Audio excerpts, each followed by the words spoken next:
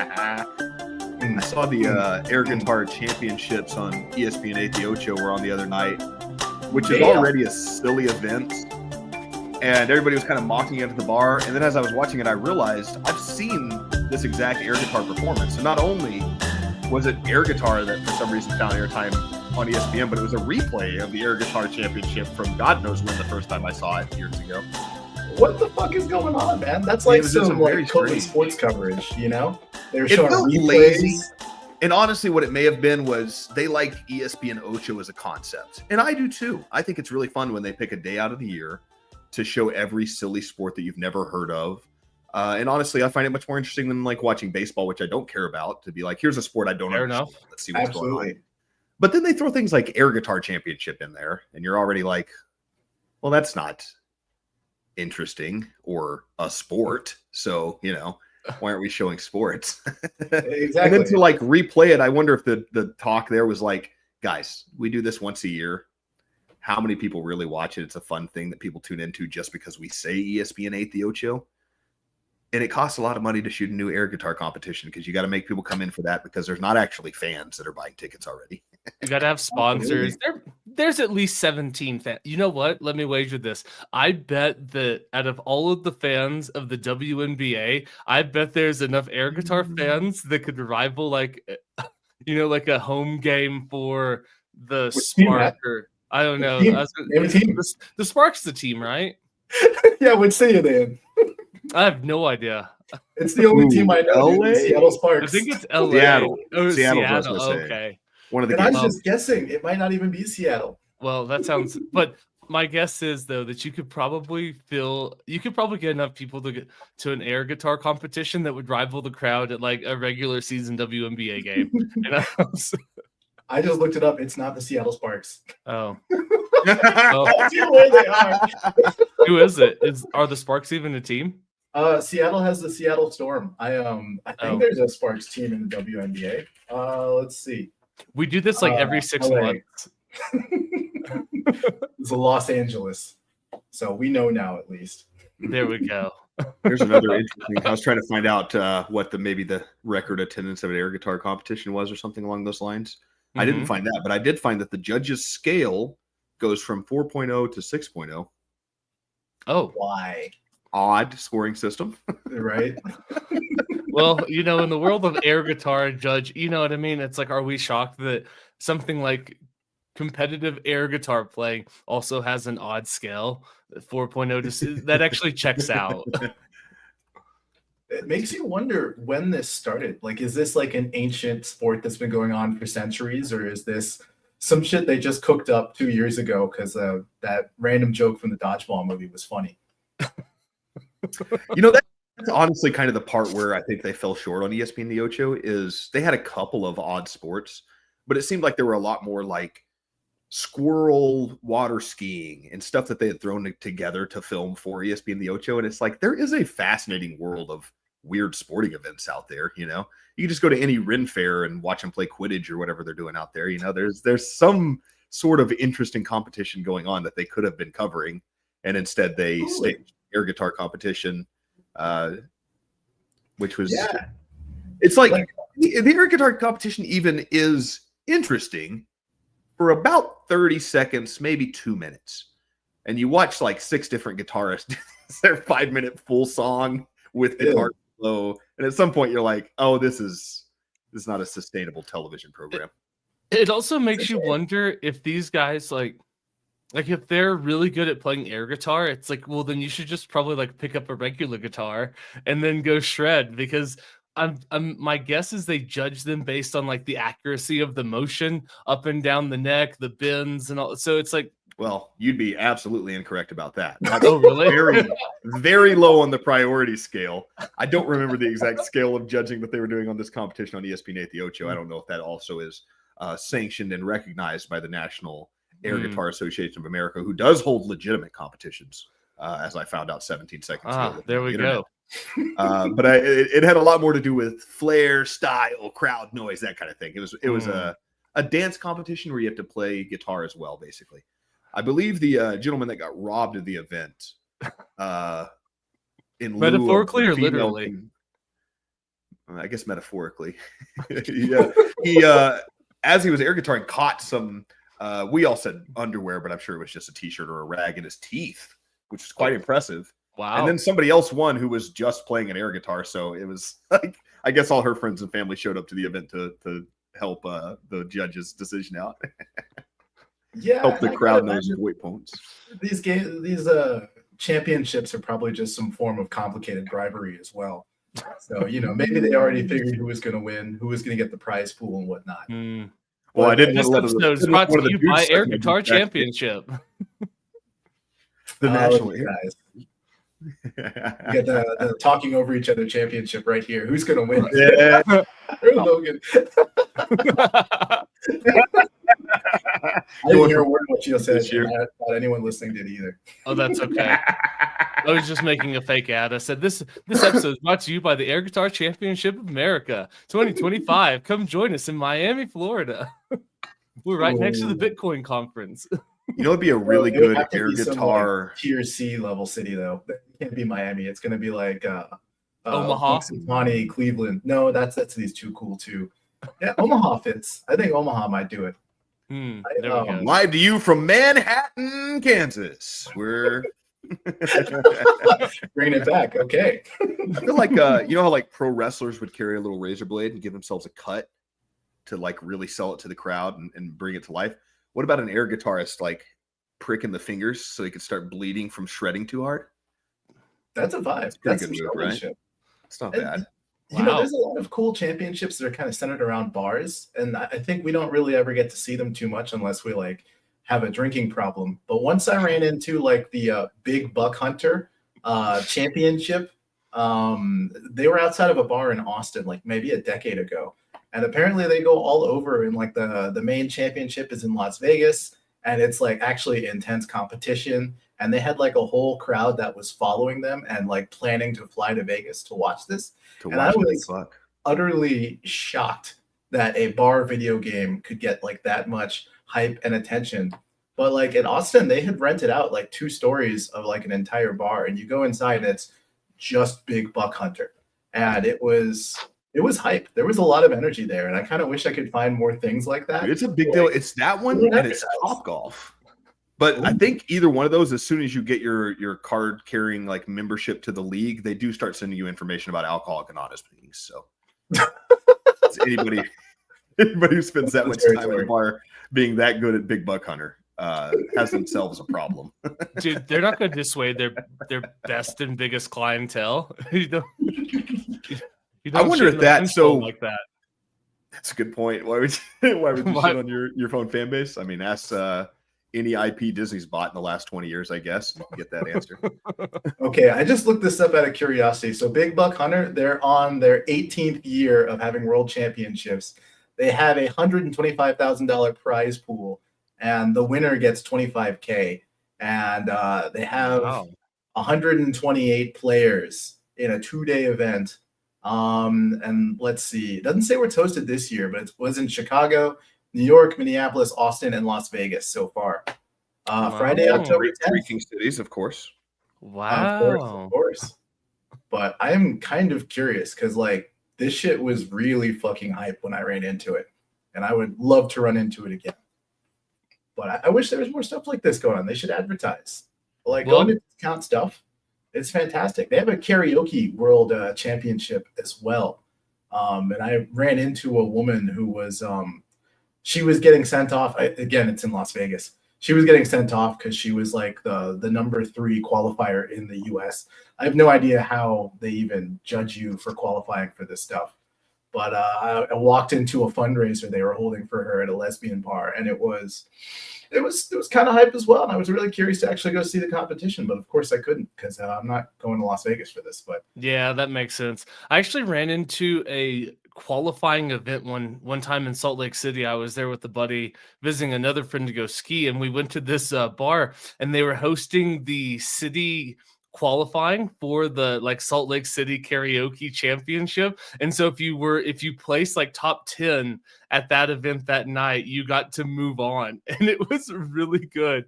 There were some superstars there. There's of I was course going to ask, is it but- again, is this earnesty? Is it legitimate singing that is judged, Mhm. or is it more about the flair and like what you're bringing to the it was I don't know about the score, but there were some really good people there. There was some exceptional karaoke going on, and there was also some horrible. But hearing you talk about it was funny because I've stumbled into a bar one night to see a qualifying match. It was worth the price of admission, and we stayed a lot longer than we would have if there was nothing Absolutely. going on. Do you think any of the big buck hunting competitors like have to regulate the amount of alcohol they're taking in all night to like make sure they hit a threshold of intoxication in order to hit the sweet spot? I always thought it was interesting that in cornhole, and you see it less now. They've ruined, just like the UFC got boring once everybody became awesome fighters. It used to be more fun when you had guys in like grass skirts coming in there from they're like straight out of Africa. Now all the cornhole guys are like athletes. Back in the day, they were big fat slobs, and they would hold a 16-ounce thermos in one hand because they were so used to the counterweight of a Bud Light they couldn't conceive throwing that beanbag without one in their hand. That's what's up. I have seen people do that as well. I never knew that it was just because they were so used to being drunk at these things. I'm assuming, but I think it's a safe assumption because I know the context in which I've played most of my cornhole. It makes sense. It makes sense. And also, Big Buck Hunter is in Nashville this year. So 2025, October 10th. We'll see you there. Today, over Big Buck Hunter. That'd be great if they did it during deer season, so there'd be at least one guy who's like, "Are you going to come to my big competition?" And his actual hunting brother's like, "No, I'm going to shoot a deer, you fucking dork." Yeah, it is just like the air guitar thing, man. Pick up a real gun. Why would I? But I've spent all these man hours getting so good at fake air guitar. Why would I waste that? Exactly. I might have to risk being bad again. And that'd run train on my ego. Not happening. Not the kind of train he's been looking for. Now, I want to start here because I'm curious as to why I had to put a tie around my fat, sweaty, white trash neck tonight. What is the jumping off point here? What made you kind of alluded to our friend Kiefer here got you into wanting to wear suits, but why are we so finely dressed this afternoon bitching about the government into the internet? The hat toss. Oh yeah. These headphones are gonna kill me. Oh, that was a joke I was supposed to make. I meant to do a big reveal of your guys' playoffs teams all shit the bed, and thankfully, as Kiefer has decided to dress today, he's giving his homage to the new coach of the Dallas Cowboys, Deion Sanders, that we're also excited to root for the next 20 years. Oh yeah, of course. That's absolutely what I was thinking about. Flirt prime, baby. Flirt prime. Everybody is rooting for your team, Logan. We're rooting against it still. But I don't so there was, and Keeper will have the details, but he put out this story, I don't know, towards the end of last year that just was talking about brutalism, fashion, like how men used to dress. The slide that stood out to me was the fedora and like the kind of your it was like your nerd, like your neck beard nerd, and he said the only thing that's right about this picture is the fedora, and and I don't know, like after I don't know, I probably went through that series of slides probably 10 times, and I was like, you know what, there's something to this, and so I just figured I'm just gonna start dressing up when we podcast because I don't get to dress up in my regular day life because I'm like, it's just not really feasible because otherwise I'm just going to start ruining some nice clothes. So I figured, you know what, start dressing up in podcasting because it's the least I can do to do my part. So you read one blog that a gay guy wrote about fashion and you got swayed into dressing up. Yes, that's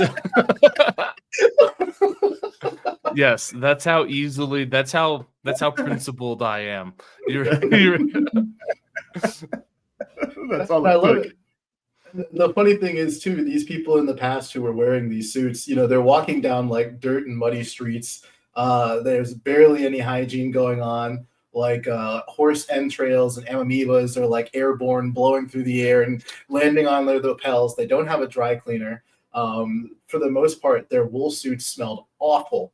But we all look back and we're like, I don't know, I can't wear my suit today. I gotta go outside. Do you think that's why they dress so nicely today in the streets of India? Oh yeah, that's 100% it. Exactly why. Layers you put on. What is it? That is an interesting thing. I mean, obviously, there's been a lot of people make that observation, but like, what has led to the slobification of at least the American public? I don't know if that's necessarily a worldwide thing. My inclination is that it has kind of spread amongst the world, but we are more and more as a species super comfortable in our Cookie Monster pajama bottoms and our Going Marvel out in themed public in t-shirts sweatpants. as we go to take care of our legal issues at the courthouse. Well, that is actually what that whole little like stream of stories was about. This kind of happened as a function of economics, because the undershirt is an example that was used in this story. It was popularized in the Navy back in like the 1910s, and then during the Great Depression, people just kind of ran out of money.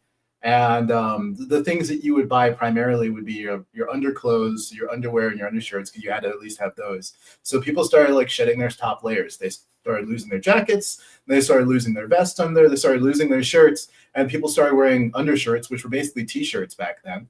And then when the Depression ended, t-shirts didn't go out of fashion, and we just lost all of these other outer layers of clothing we used to wear. Collared shirts gone, jackets gone, suits, ties gone.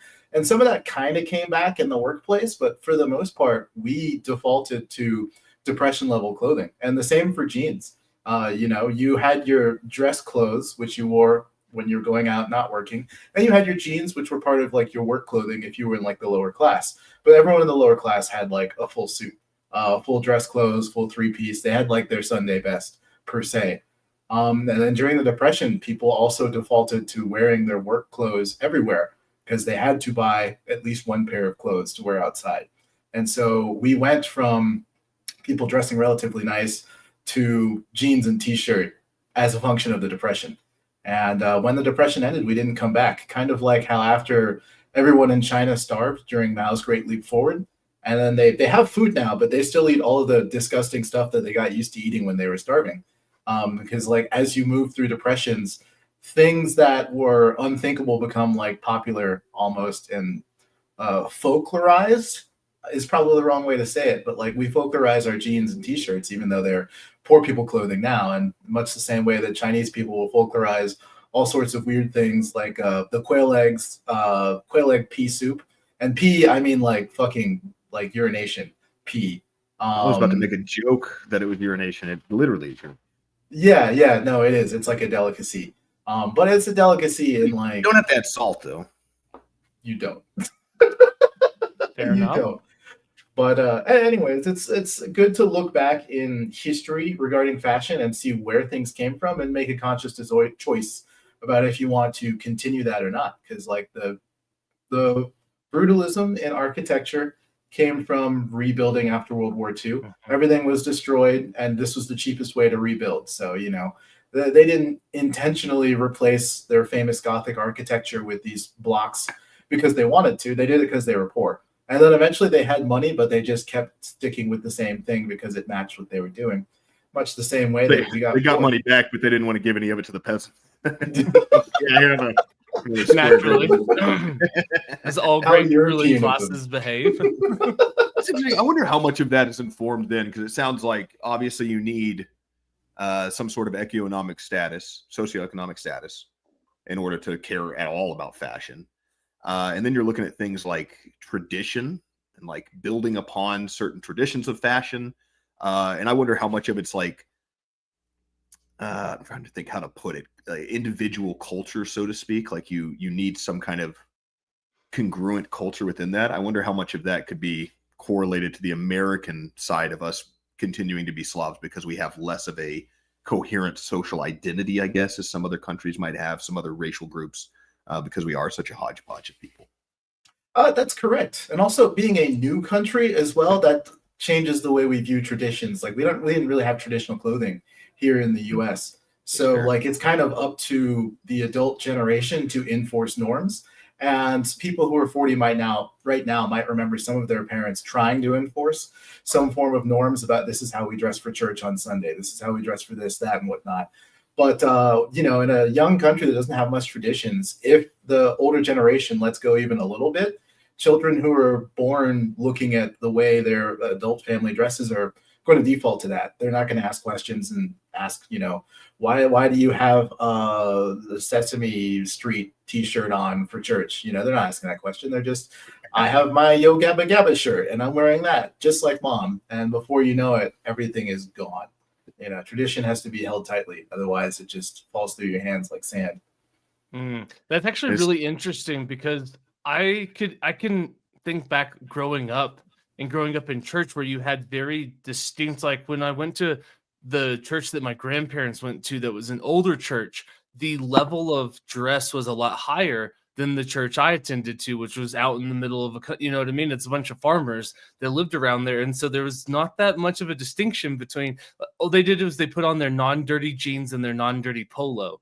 But outside of that, you wouldn't see any difference of like running into them in church versus if you ran into them out in the world, except just the newest polo goes. Exactly. Like one polo's clean and the other one's not. And it's really interesting to think about that because the church that my grandparents went to, right, a bunch of older people, you still saw suits. You still saw women dressing up very nicely. It was a very formal occasion, and it's interesting to see that. Yeah, that's fair. I mean, what's that got to do with anything? Yourself. Chances are, friend, back in Lubbock, huh? Oh man. Anyways, Logan took it away with this hot comment. So the floor is yours, sir. So this goes into something I was thinking was kind of an interesting touch on this. I know I brought it up with Matt there, but I don't know if has this come across your radar? Just kind of the culture of defiance that we're in right now, and the amount of people, the cheering on of the Luigi Mangione, and we still have definitely plenty of firing across the bow from the right and the left still, but maybe there's some interesting diversion of where we're aiming our angst, I guess, towards the top that has me a little bit hopeful for the future. And the actual move here is maybe not the most well thought out protest, but there's tons of people going from TikTok to this Red Note, which is another Chinese app. It's essentially the same thing, but it's just quote more Chinese. It's like, I think it literally didn't have a ton of English applications yet until they had this giant swelling of Americans signing on to it. But I don't know. I just think it's kind of an interesting time we're in now, where we're having such open defiance towards authority, and maybe kind of playing back into this whole fashion thing we just covered of like how much traditions are falling to the wayside because of the degradation of sanctity of the people who run this country. There's a lot of different ways this can go. And this is something I was mulling on like early this morning.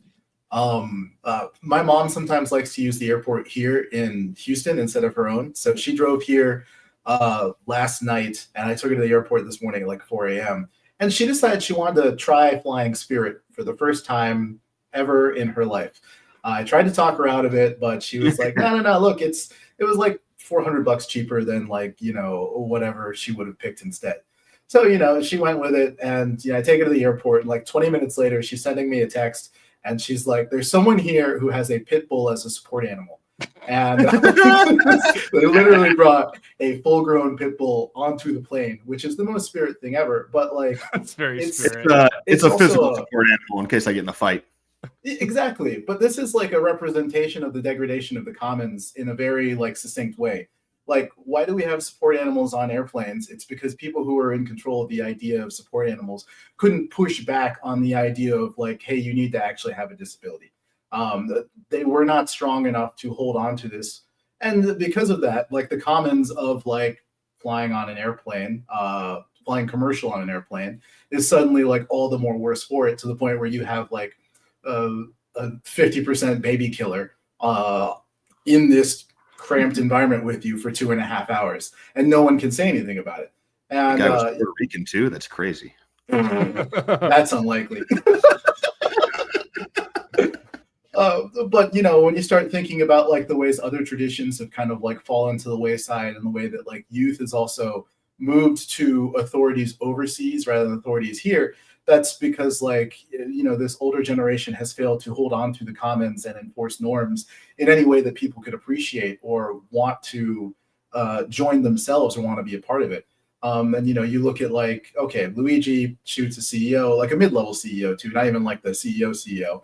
And for the most part, we have people cheering for this as if it's a good thing. And the boomers are unable to say like, hey, wait a second, he's just another employee. He might be a higher paid employee, but he has a 20-year LinkedIn history and a bachelor's degree. It's not like this guy is like the Illuminati. He's not Nosferatu or someone who's like really running things. Yeah, absolutely. And, the older generation should have had some sort of control over this narrative, but they don't. And part of them are like cheering this on because they don't understand that the idea of wanting employees to be safe is a part of the commons, much the same way that wanting dogs off of airplanes should be like common sense and not something that's just been dropped. This is a responsibility they have, and they've just let it fall out of their hands in much the same way that we let suits and nice clothing in the commons fall out of our hands, because why does it matter? It doesn't matter anyways. And you know what?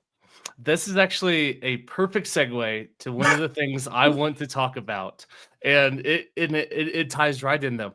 Because we always talk about like, oh, the 19th Amendment and its consequences, the 14th Amendment and its consequences. You know what we should do? And I am, after watching the hearings today, I am a firm believer in this. We should repeal the 17th Amendment. One of the worst decisions this country ever made was allowing popular election of our senators.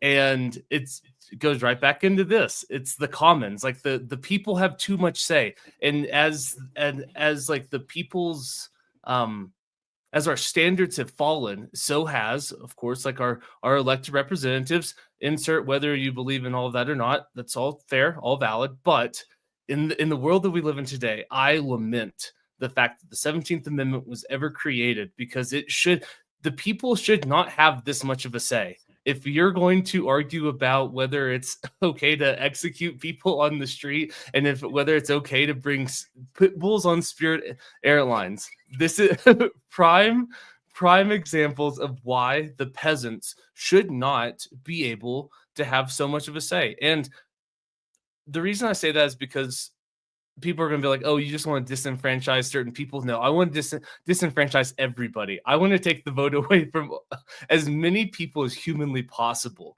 in this country. And it's not one subset or the other. I want to yank it from as many people as we can actually get our hands on. And okay. Yeah. Just for Logan and I's benefit and for the audience as well. Prior to the 17th Amendment, our senators and congressmen were selected by the House of electors. Representatives. So these were like the electoral college, right? Yeah, so you would elect your House of Representatives, and then they would choose amongst themselves who the senators would be to represent their states. And I think it's a much better way to do it. I just don't think the peasants should get a say in who the senators are. Okay. Logan, you have any thoughts about this? Otherwise, I'll chime in. I think it sounds tremendously libertarian of Matthew this afternoon to strip all the voting rights away from everybody. As we've done nothing about liberty so far and open up about taking everybody's vote away. I'd love to hear that on our libertarian talking podcast here. It is fair. Please. Oh, no, you can go first, Logan. I'm about to bramble. No, I don't. I get where Matthew's coming from, because there is this sentiment of like, it's the old Indian man with the great beard that says the democracy is for the people, by the people, of the people, but the people are retarded.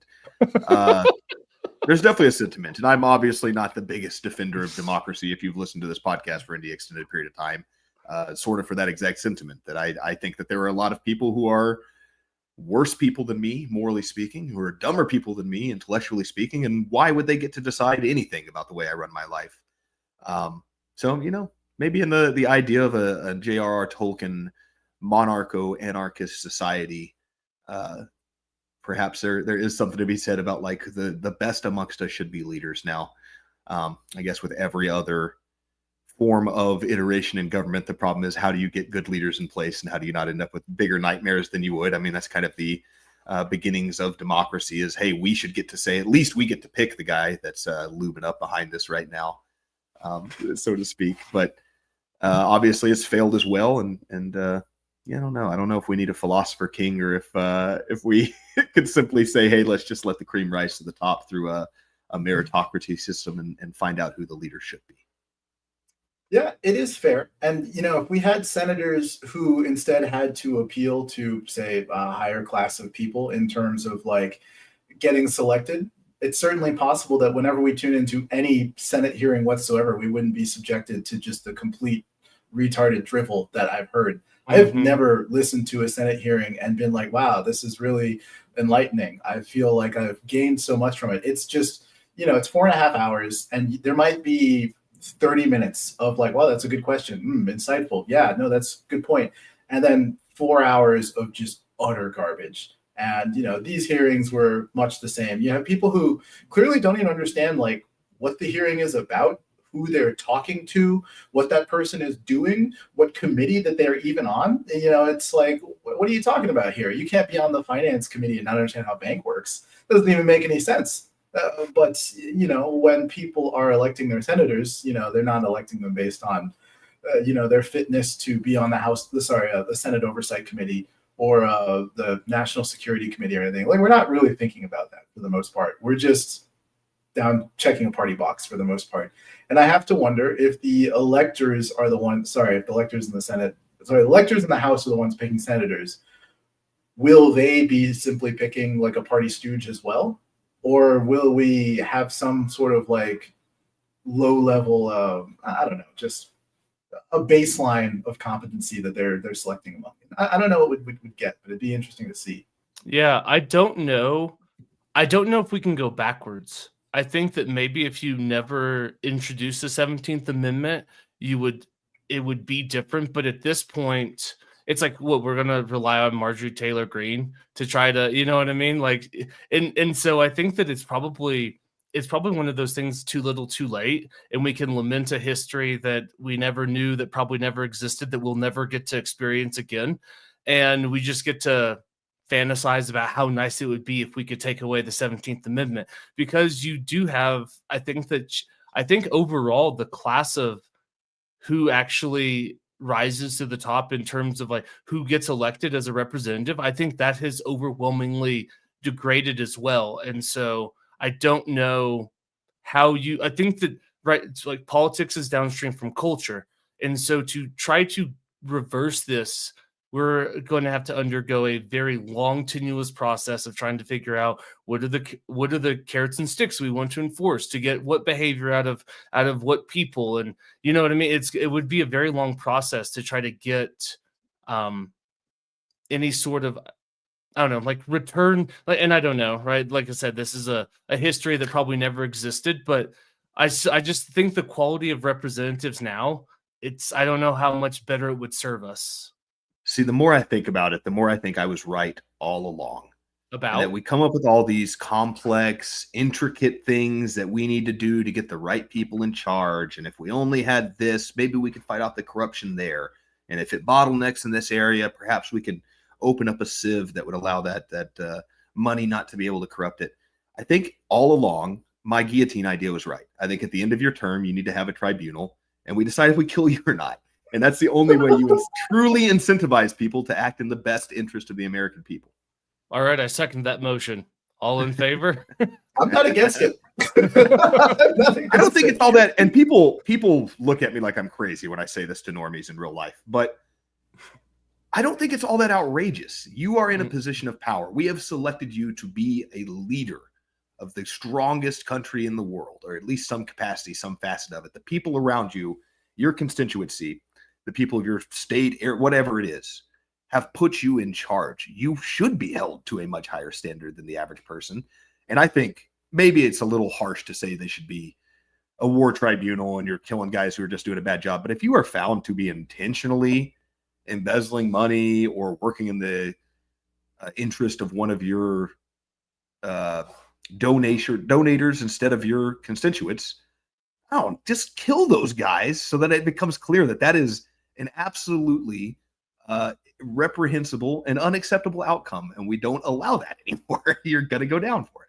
I like it. I even think it's in we grandfather in the old ones. Like, hey, look, we're not killing any of you guys because we want to become an honest system moving forward. But from now on, the guillotine's going on the front lawn of the White House. All right, and we're gonna start figuring this out. It's outside the Capitol aggressively. building. I love it. Just It would be looms large. so awful because you'd have all these incumbents who everybody hated, and like we're like, oh, we got the guillotine now, and then it's like the few people who've like volunteered for guillotine service, they would never be the bad ones. They would never be doing that much that we would That's pretty hate. funny, One of them would get Hey, I their head off. And I we'd can't still come be to work sitting this there. Thursday. I got guillotine duty. I got to pull the cord. But At least you're not the basket guy. Oh, Jesus. Well, you don't think they would just let the head like fall down like the stairs of the Lincoln Memorial into that little Just straight into the bottom? pool. Dude, this country's back. If that's what we start doing, we're back. It would be nice because, like, if we speak about this realistically too, right now people in the Senate and House, they have no real incentives to actually behave well. If they make a bad decision, they feel no consequences In of it. fact, So they there's- only have incentives if they want to set up their family for generational wealth. You have to misbehave. Yeah, absolutely. I mean, for the most part, almost all of them get away with it, except for a handful who are picked out as like examples. But for the most part, there's all sorts of insider trading between like Pirate Pelosi and then Pelosi herself, who's going to be the most productive trader in Congress or the Senate every year. It's a race between the two. And it's kind of wild. And like the worst part is I live in what's his face's district. I can't remember his name. I've been calling him Pirate Pelosi for so long. Yeah, I live in Crenshaw's district, and like we can't replace him, dude. I keep trying in every primary, and it's like people just don't care. No one shows up for the primaries, man. I don't know how to get rid of him. And it kind of blows just sitting here watching him because he talked a good game when he first showed up, and I was kind of like, maybe let's see where this guy's going. And then he just went straight into Retardsville 2 months into his term and never came back since, man. Pirate I think the Pelosi. eye patch is a strong marketing plus for him, to be honest. I think it really gives him, recognizability and just being able to stick with you. He just it brings a lot of charisma in and of itself as an item that he doesn't otherwise bring to the table. Yeah, it kind of does. And I have no idea what happened to him. Kind of curious to look at, there was an IED. He was wounded. Okay, respectable. It's good to have a war story. I used to tell chicks at the bar that my circumcision scar was from a shark bite.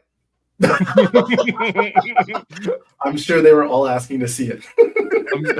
Because that was the problem that Logan had in college, for sure. Just beating him off with a broom, all lining up to see the scar. Oh man. So do we want to go back to the TikTok thing, or do you want to hop into these Senate hearings? I'm actually kind of curious which way you all want to go here. Let's go to the Senate hearings. I'm down for that. Okay. I don't have that much on the TikTok. I just found it interesting as a cultural gift. I ended up falling into a weird rabbit hole this morning regarding that. So apparently some people have been like tweeting out clips from the new hit TikTok. It's called the Red Note or Red Envelope, something, XHS. I don't remember the Chinese word. Someone's got it. we appreciate you for that. Logan practiced. But people were like posting like propaganda. It's like, oh, look at the cool self-driving cars they have on the roads. Like Huawei and a bunch of others have like full self-driving out in China. And then someone's like, hey, can you share the clip of the self-driving car running over people? And then the next comment was like, which one? And then there was just a string of videos of them just going wild. It was the weirdest thing to watch ever because, I'm expecting it to be kind of bad. It's China.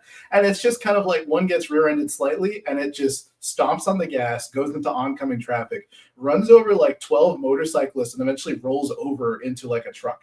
And then they're showing another one. Again, it gets slightly tapped in the back. Same thing. It just stomps on the gas and goes on a rampage, running over pedestrians, hitting those weird trucks that are carrying those like long string, like bamboo things that like the truck explodes and the driver gets ejected. It's like full gore too. I was just sitting there like traumatizing myself for like 40 minutes straight. And it's like, if Americans could like really post on XHS, like really post clips, like it would get destroyed. But instead, all you see is like someone sipping coffee in their little Huawei car, and it's like self-driving, and it's just I don't know. They get their own propaganda over there in the same way that we have ours here. A lot of people miss that. To be fair, like you assume that AI is going to be a perfect driver, but that is an Asian AI driving the car still. So yep.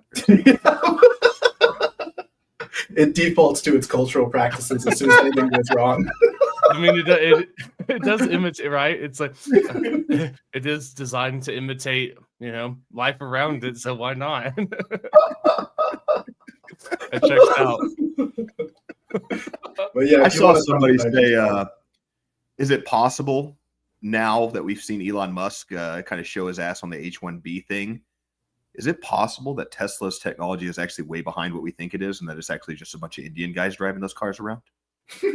Like a call center, just virtually driving. It's a Bangladeshi call center driving Teslas around the U.S. Dude, that's a great image, actually. Were you satisfied with your drive today? It does make you wonder if every single automated service, like, would it be cheaper for them to just hire a call center? Like, for instance, those urinals that automatically flush. Like, what if it's just a camera watching you pee and someone just has to press the button when you're done?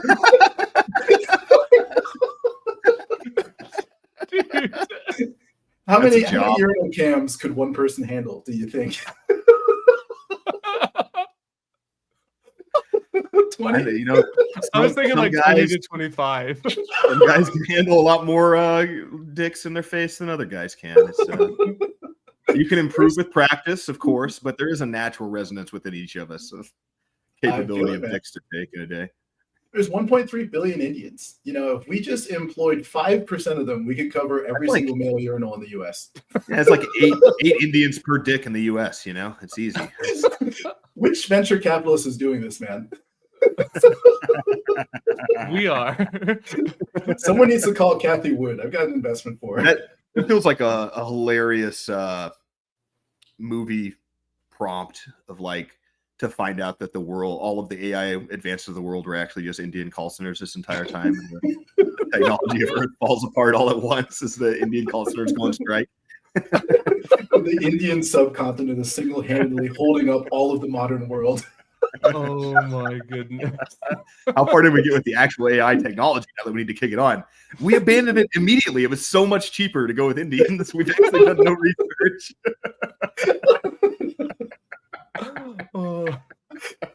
Oh man. There'd be some great post-apocalyptic imagery too of someone like, we've got to get inside the AI center and see what's going on. And they're like prying open the door. There's like 38 locks, and Elon's like, no, guys, you can't go in there. And they finally kick it open, and there's just cobwebs. There's no servers. There's no nothing. And they're like, but the car drove us here. Who's driving the car? My name is Rajesh, and I work in generating beautiful baby girls and AI imaging software. Perfect baby girl AI images.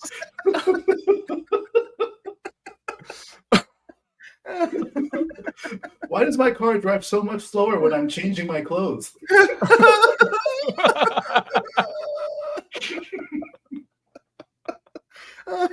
The Teslas have the speakers on the outside too, and like you're insulated in your perfectly nice space car where you can't hear it just catcalling every woman. Right.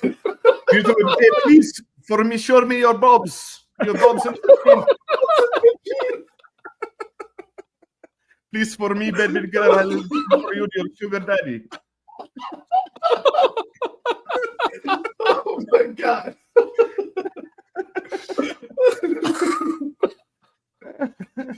We are totally serious individuals. We're here to talk about serious topics. Suits on today. I'm sweating through my tie talking about my Indian accent. Making me sweat so hard. Wow, That, you're that really felt like learning a about that racial today. Indian joke that I didn't mean to make, that I got sweaty by doing an Indian accent. That was an accident joke. Oh man. Jesus Well, Christ. we, What are we we talking should probably I don't even hop remember to what we the Senate confirmation hearings after all, right? Oh, that's right. That's right. That's what we were That's what talking we were doing. about. Well, Matt, would you like to intro us? Sure. I didn't make it through all of any of them. I listened to the long form to try to get away from the 30-second soundbite clips and whatnot. But I was listening to the Senate hearing a little bit of Pete Hegseth's yesterday that made me so angry about senators and want to repeal the 17th Amendment, because there was, out of all of the questions you could ask, you know what? He probably was a piece of shit that cheated on his wife a couple of times, like no one's going to argue that. But why, like, one of the things that stood out to me is, like, what qualifications do you have to do this job? What qualification? It's like, what qualifications do you have to be senator? Like, you just won a popularity contest and now you get to scream at this person, yes or no, yes or no, yes or no. And it was the most obnoxious thing. And it really bugged me that these here, like, instead of asking him like serious questions about how do you want to try to pivot U.S. forces in the Indo-Pacific to counter these type of threats? How do you want to have like a strong posturing force without plunging us into a world war? What do you think about this? What do you think about that? It was just platitudes from the Republicans saying about how well, like, thank you for your service. You're so well qualified to do this job. And then it was just being screamed at about his cheating and his drinking by the other side. And it's like, this is somebody that's going to advise the president on like every single military matter of importance. And I feel like it was a national disgrace that like the hearing for the Secretary of Defense was just it's the pit bull on Spirit Airlines. That's really what it was. And that's a great analogy. And it really bugged me. And it also, something that stuck out too was how nicely Marco Rubio was treated as a fellow senator, right? Everybody's very kind to Marco, and there's jokes being made, and it was a lot more lighthearted, even when they were pressing him on some of the, like, how he felt about actual issues. There was still like an air of, he's one of us and this is all okay, versus Pete Hegseth, who's the outsider, and they treated him, like they treated him like a peasant in that hearing. And do you think that is because he is an outsider as a senator, as a traditional person, and that they have a bit of hubris on their own self-importance? Or do you think it's a little bit more because of, as I suspect of Rubio being a bit of a rhino, do you think he's a little bit less of this traditional deep state government, and that's kind of why he's getting the flack? Well, so Rubio didn't get much flack. It was Hegseth. No, that's what I mean. Oh. Hegseth got the flack because Rubio's. Oh, okay. Sorry. With the program, Yeah, there could be something. There could be something about that. My gut reaction tells me that there's just kind of like a decorum that senators have amongst themselves, whether they agree or not. It's it's like we're all part of the club of the most 100 powerful people in the world. And like, how big can our disagreement be? None of them drink or cheat on their wives, just Of course not. Yeah. No doubt. And so I feel like it's like he's just part of the club. And like, Rhino or not, Trump supporter or not, he's just part of the Senate club. That's kind of the vibe that I got, more so than Hegseth, who is an outsider. Has no like meaningful experience to actually try to be in charge of 3 million employees. That's right. We can get we can talk about the merits of that, but I can understand, like, though I don't get the disdain, I understand the disdain that the Senate had towards Pete Hegseth versus Marco Rubio. It's just like he's just an outsider in every way, shape, or form.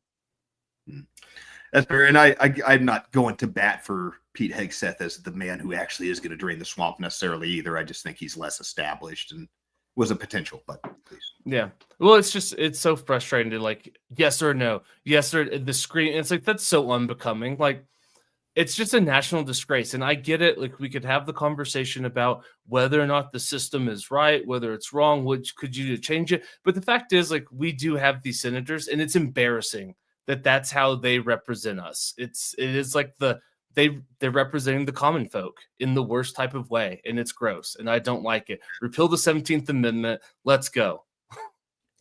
Yeah, and as I said before, I've never sat through a single Senate hearing and been even mildly impressed. It's always been embarrassing. It's like, I can't believe this is my country. I can't believe these people are in charge. I can't believe they're making decisions. It's awful. One thing that's interesting too, they're asking him about his drinking. Did y'all know that there is a bar underneath the Senate, and it's only open during working hours? Oh, let's go. It's open from like 9 to 4:30. So like the only time they can use it is when they're working. The big question is, how many of them are drunk when they're casting their ballots? How many of them drink a lot? I'd love to see what I'd love to see the income from that bar and get an idea of like, how much gross profit are you making each day? How many drinks are you selling each day? When Senate's in session, does it go up or down? And we all know it goes up. We all know. Way up. But like, again, this is me being emotional by asking this question. I shouldn't even be asking this question because it's irrelevant. I think their reaction to Pete Hegseth is, as you said, Matt, because he's mostly an outsider. For DOD, they like to see someone who is a general already and has like certain political ambitions and certain political representations they've made, and who's kind of on like a bit of a track for where their career is heading. That's what we've seen out of the DOD in the past. And, you end up getting like just shitbag generals like Milley or what's his face, the guy that they were on, like, the Mad Dog. Yeah, Lloyd Austin as well. And General Mattis, Mad Dog Mattis. Yeah, exactly. They've got these stories that are told about them, but for the most part, they're kind of disconnected from the reality on the ground. And obviously, I didn't serve, so I don't want to speak to the reality on the ground. But I feel like having someone who's more connected to that reality is far more important for the DOD, especially in the position we're at right now, where, we have to deal with Ukraine, Israel, invading Canada and mopping them up in 3 days, and then Taiwan as well. There's a lot that's on that plate, and there's a lot of like real questions too that people have been asking about, like the big question about women serving in the armed forces. That's something that Pete Hegseth has like stated with a fairly solid opinion. And people who have deployed in combat zones when they experimented with women have had very similar things to say about it. And so, when Pete Hegseth's comments are lining up with people who were in the field during these things, I kind of put more weight on what he's saying than, Do you think there's a middle ground to be met there of like I understand that we can't put women in like super hot competitive combat zones, but if we're going to conquer those pussies up in Canada, we can probably send the ladies up there to do that, right? Yeah, I think so. I think we can use like the women's division and maybe like our U12, so like the 11-year-olds. We can send out the junior division, maybe mop up Toronto and Montreal. You can be part of an invasion force, but it has to be one that has like a lot of LGBTQ governmental programs. Yeah, here's what you guys can take out. As soon as your prime minister puts up a trans flag behind him, we're like, all right, the ladies can invade this country. We'll have the pull-up test for like the real front, Taiwan, Russia, Greenland, Ukraine, and then we'll have the weighted hang test for Canada. That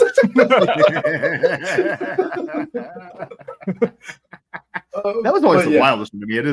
It seems like the standard for going somewhere where you might get shot in the fucking head ought to not matter based on your genitalia. It should just be like, I don't know, are you fit enough to compete at a military battlefield or not? Yeah, and it was weird reading about how they rolled that back, especially coming from people who were in the field and the way that things have changed. Because, once you start lowering standards for one side, you end up having to lower standards for everybody. And so, like, for instance, like the infantry officer course has this like extreme survival thing where they have to go out and like ruck and whatnot. And they started having a vehicle that trails behind them and picks up anyone who stops and drives them to the end. And they did this so the women could keep up. But then they started doing it for any man who would normally have washed out as well. And so suddenly you have people who are graduating and looking around at the people around them. And let's say you actually held up to the standards, which is you have to stay within like arm's length of the actual person who's leading the march. So you can't even fall behind and then catch up later. That used to be the standard. So if you stayed up to that standard and you're watching and looking around all these people and you're deploying with them, and it's like, damn, I watched you fall out 3 miles in, and now we're both going to the same desert. I don't care if you're a man or woman. I don't trust you next to me, you know?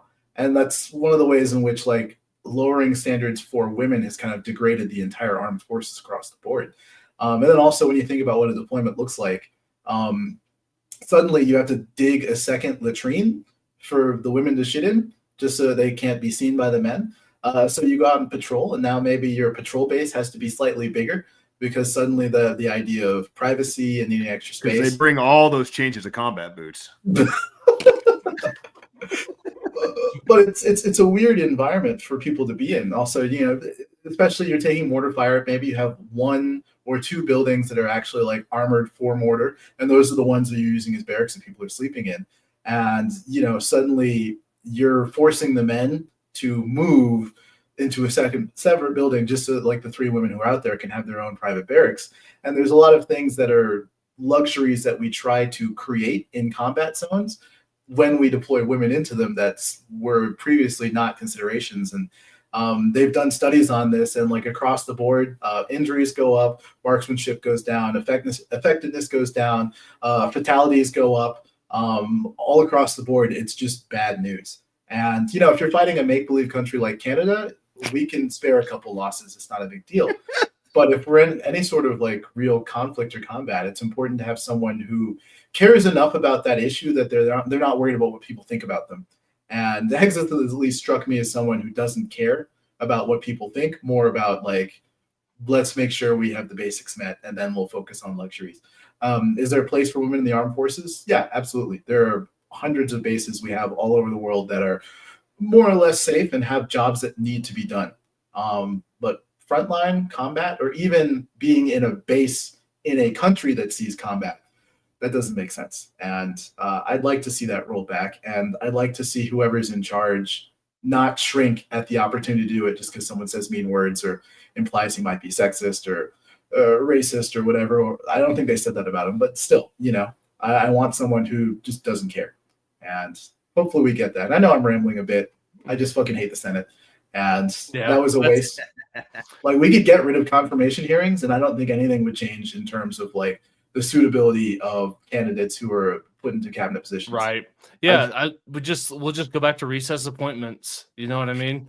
And and nothing ever changes, and nobody ever batted an eye about any recess appointment ever until Donald Trump talked about it. I mean, I think it was Ronald Reagan that rammed through a ton of recess appointments, and you know, everyone still reveres Ronald Reagan as, you know, the great father of, you know, American conservatism. There's something too about, in this theme of like the degradation of society, regardless of like the actual logistical and factual arguments that you were making. I think it's just sick of a society that's like, why would you want to do that to your women? You know, it's like, why would you, like, what does that say about our society that we want to subject women to the worst parts of humanity, right? Like, shouldn't there be like some sort of effort to protect them and make sure that that's not part of their reality, versus like, oh, well, everyone's equal, so they can all experience the horrors of war and get traumatized together and have their soul ripped out by seeing these horrific things that humans do to each other. It's, you know what I mean? It's like, I think the core of the argument's just weird to me. It's like, why do we want this so bad? And there's definitely a portion of the population that would think you were insane for saying that, and I'm like, wow, you would just spit in the face of all this progress we've made. Like, but is that progress? You know, and what that's I mean? a good question. Like, is that actually progress?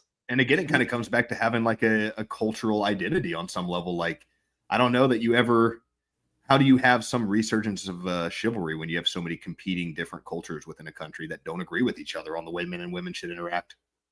You know, you can say the words, but I think people have to have like a deep visceral understanding of what happens on the battlefield. Like, for instance, like the IDF, as an example, it's famous. They have women in the IDF, but they don't have women in any combat roles or on any combat fronts. And, you know, no one ever says that or hears that. But like, that's the reality that the IDF ended up coming up with. It makes perfect sense.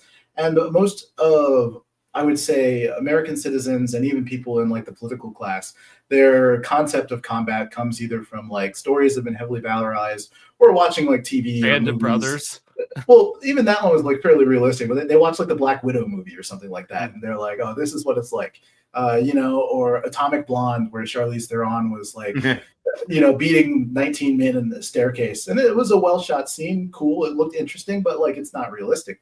And how many people who support these things watched the recent like knife fight between that Ukrainian man and that man, what a video, huh? Yeah, what did you watch that, Matthew? It's fucking heavy, man. Logan, I'll make sure you watch it. Yeah, I did. I turned it. I stopped watching it, and then I turned it back on. And I was like, no, you know what? I want to absorb the horror of this. Did you get to see it with the subtitles as well, or just the? No, unfortunately, I found one without the subtitles, which I was upset about. I wanted to see what he was saying to him. Okay, well, for everyone listening, I'll explain it just so you know what happened. Cool. So there's a Ukrainian dude who has a GoPro, and he's pushing a Russian point that's held by two dudes. One dude is a Yakutsk, which is like a ethnic minority from this like weird area of Siberia. They look Asian, and by Asian I mean they look Korean. Sorry. Anyways, he's pushing the bunker. He's going in. They're shooting at him. He's shooting at them. It's really fucking heavy. He tosses a grenade in, and the grenade blows up as he gets to the side of the bunker. And right when it blows up, one of the dudes who's inside the bunker like stumbles out. I guess the grenade almost like pushed him out, and they're too close to shoot at each other. So they're like grappling, they're punching each other, and then one of them pulls out a knife, and they start going at it with the knife. And you're seeing it from the perspective of the Ukrainian who has the knife first. And he gets a few stabs, and the other guy gets his knife out. It's not a good sign when you're not the guy that had the knife last. Yeah, it really isn't fair. But they're fucking screaming at each other. They're going at it. The other dude grabs the knife blade with his hand to stop the other dude from stabbing him. And his hands are cut, his fingers cut, and he's like biting the guy's hand to get him to let go of the knife and like tearing chunks of skin off. Then he picks up like pieces of the house that got blown up, and they got like bricks and a piece of glass, and he starts like hitting the guy over the head with it until he gouges the guy's eye out with one of the pieces of glass. And the guy eventually lets go of the knife, and he cuts the guy's throat, but not enough so he dies quickly. So he's still there, and he's like bleeding out, and he knows he's going to die, and he's talking to the other guy, and they're both talking to each other in Russian. And he's like, "You got me. Please let me die in peace. I'm done." And the other guy like stops stabbing him, just kind of like kneels down. He's bleeding all over the place. His ear is shredded. There's blood coming from everywhere on him. Like he's cut to bits. And he kind of like sits back, and like the Ukrainian guy who's in the middle of dying is like, "You did a good job. You were the strongest. I wish to die under the sky. I wish to see my mother again." And it's like really almost cinematic audio. Like you wouldn't believe it if you didn't see it and hear the translation. And the other guy gets interviewed later. And they're like saying thanks, whatnot. And at the end, the guy who's bleeding out just like pops a grenade, and it blows up in his face. And you see him bleeding for like 3 seconds in the video cuts. And it was like probably one of the most intense things ever. And that's obviously not a reality of every war. Like most wars, most people fighting don't end up in hand-to-hand brutal knife combat, but it's always a possibility. And it's weird seeing that and thinking like, yeah, I'd like it if women had the chance of running into this. It doesn't even make sense, like in the least bit. Yeah. And I think obviously you shouldn't be watching gore videos of war if you can avoid it. But if you have no idea what happens, you do have to watch a few just to at least disabuse yourself of any like ideas you might have had from Hollywood or from TV shows and whatnot. And yeah, Matt, you should definitely watch it. For those of y'all listening to this who feel a need to watch what I have just described, it's 8 minutes long. You search for Russian-Ukrainian knife fight, and I'm sure it'll pop up. Yeah, just put it into Twitter. You'll find it. It didn't take me but 10 seconds to find it. Yeah, it's all. Yeah, it's intense. There's a good point to that, though. Of like, it's almost like showing all the kids in sex ed the dick with the gangrene growing on it to ward them off, or like showing kids wrecks right when they get their driver's license to be like, yeah, these are not things that should be taken lightly on any scale. And you're signing us up. I mean, it's that thing of take it to the logical conclusion in the same way you do like well, what's the logical conclusion of gun control? It's like knocking on every door in this country. And like, do you really think that's worth it? The same thing has to be said about war, where it's like, do you think, and I guess that's why we get all this propaganda about Putin wanting to conquer the entire world rather than trying to secure his border in the Donbass. But it's like, do you really think we should go to the Donbass to see these horrors, to see people fight with knives, and even to that point, to like, do you still believe that you want to see your daughter out there on that front line for the name of equality? Yeah, for sure. That's the story that's absolutely horrific. And I actually had to unsubscribe from several subreddits, because I think it was one morning I opened up Reddit and the first thing I saw was GoPro footage of the war in Ukraine. It's like, well, that was just like, it's 6:30 a.m. and I just watched, like, the pink mist blast into the GoPro video, and it's like, that's enough of this for the day. It changes the way your day goes, when you're taking really that does. morning poop and you see somebody get decapitated. It's like, well, I guess that's what my day's about now. It sets like a shadow of your day, and that's what I mean by this. There's something I feel like that's just morally corrupt about why you would want to subjugate. I mean, first of all, anybody to that, you know what I mean? In the most basic sense, it's like the fact that you want to send anybody, your sons, to go do that, it's bad enough. But then to want to include your daughters in this, and so the sons and daughters can all go experience this together, there's just something very perverse to it. And maybe that's not the right word, but it just speaks to, I don't know, like how it shows how far we've fallen as a society, that's what you want to argue for, that of all of the things that you could try to do to advance equality amongst the sexes, to try to make lives better for, you know what I mean? There's a lot of meaningful things you could talk about, but you want to just send them so they can get knifed and die in this horrific hand-to-hand combat. Like, that's what you want to do in the name of equality. That's great. I wonder how many people, like what portion of the population wouldn't even see that as a negative to go viral in a death video of a knife fight. Like the amount of people whose entire existence revolves around becoming something notable on the internet. I'm not saying it's a large percentage, but I bet there's an interesting number out there of people who would actually choose to, like, yeah, that would actually be cool to die in a traumatic knife fight that would go viral on Twitter. But in theory, right? It's like, it's all quiet on the Western Front.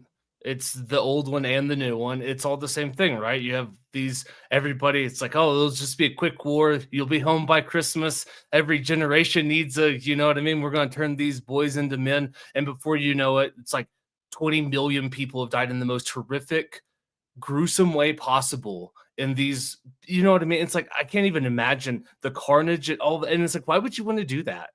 Like, why would you want to subjugate your women to that? It's like I said, it's bad enough that we do it to our men, but it's really bad that where it's like, you know what? Let's put the women in the trenches too, because it's not bad enough that the dudes have to like live in these horrible conditions, and you can't pop your head out long enough to bury your comrade. So you just dig the trench a little deeper and you bury them in the trench floor and you walk on them, and it's spongy and there's rats and there's dysentery. And, it's like, yeah, that's what we should do in the name of equality. Stick women in the trenches. That's great. Sounds like a Putin apologist to me. When did the Ukraine war start? Has it been 3 years already? Was it 2022 or 21? Mm-hmm. 22. Like 22.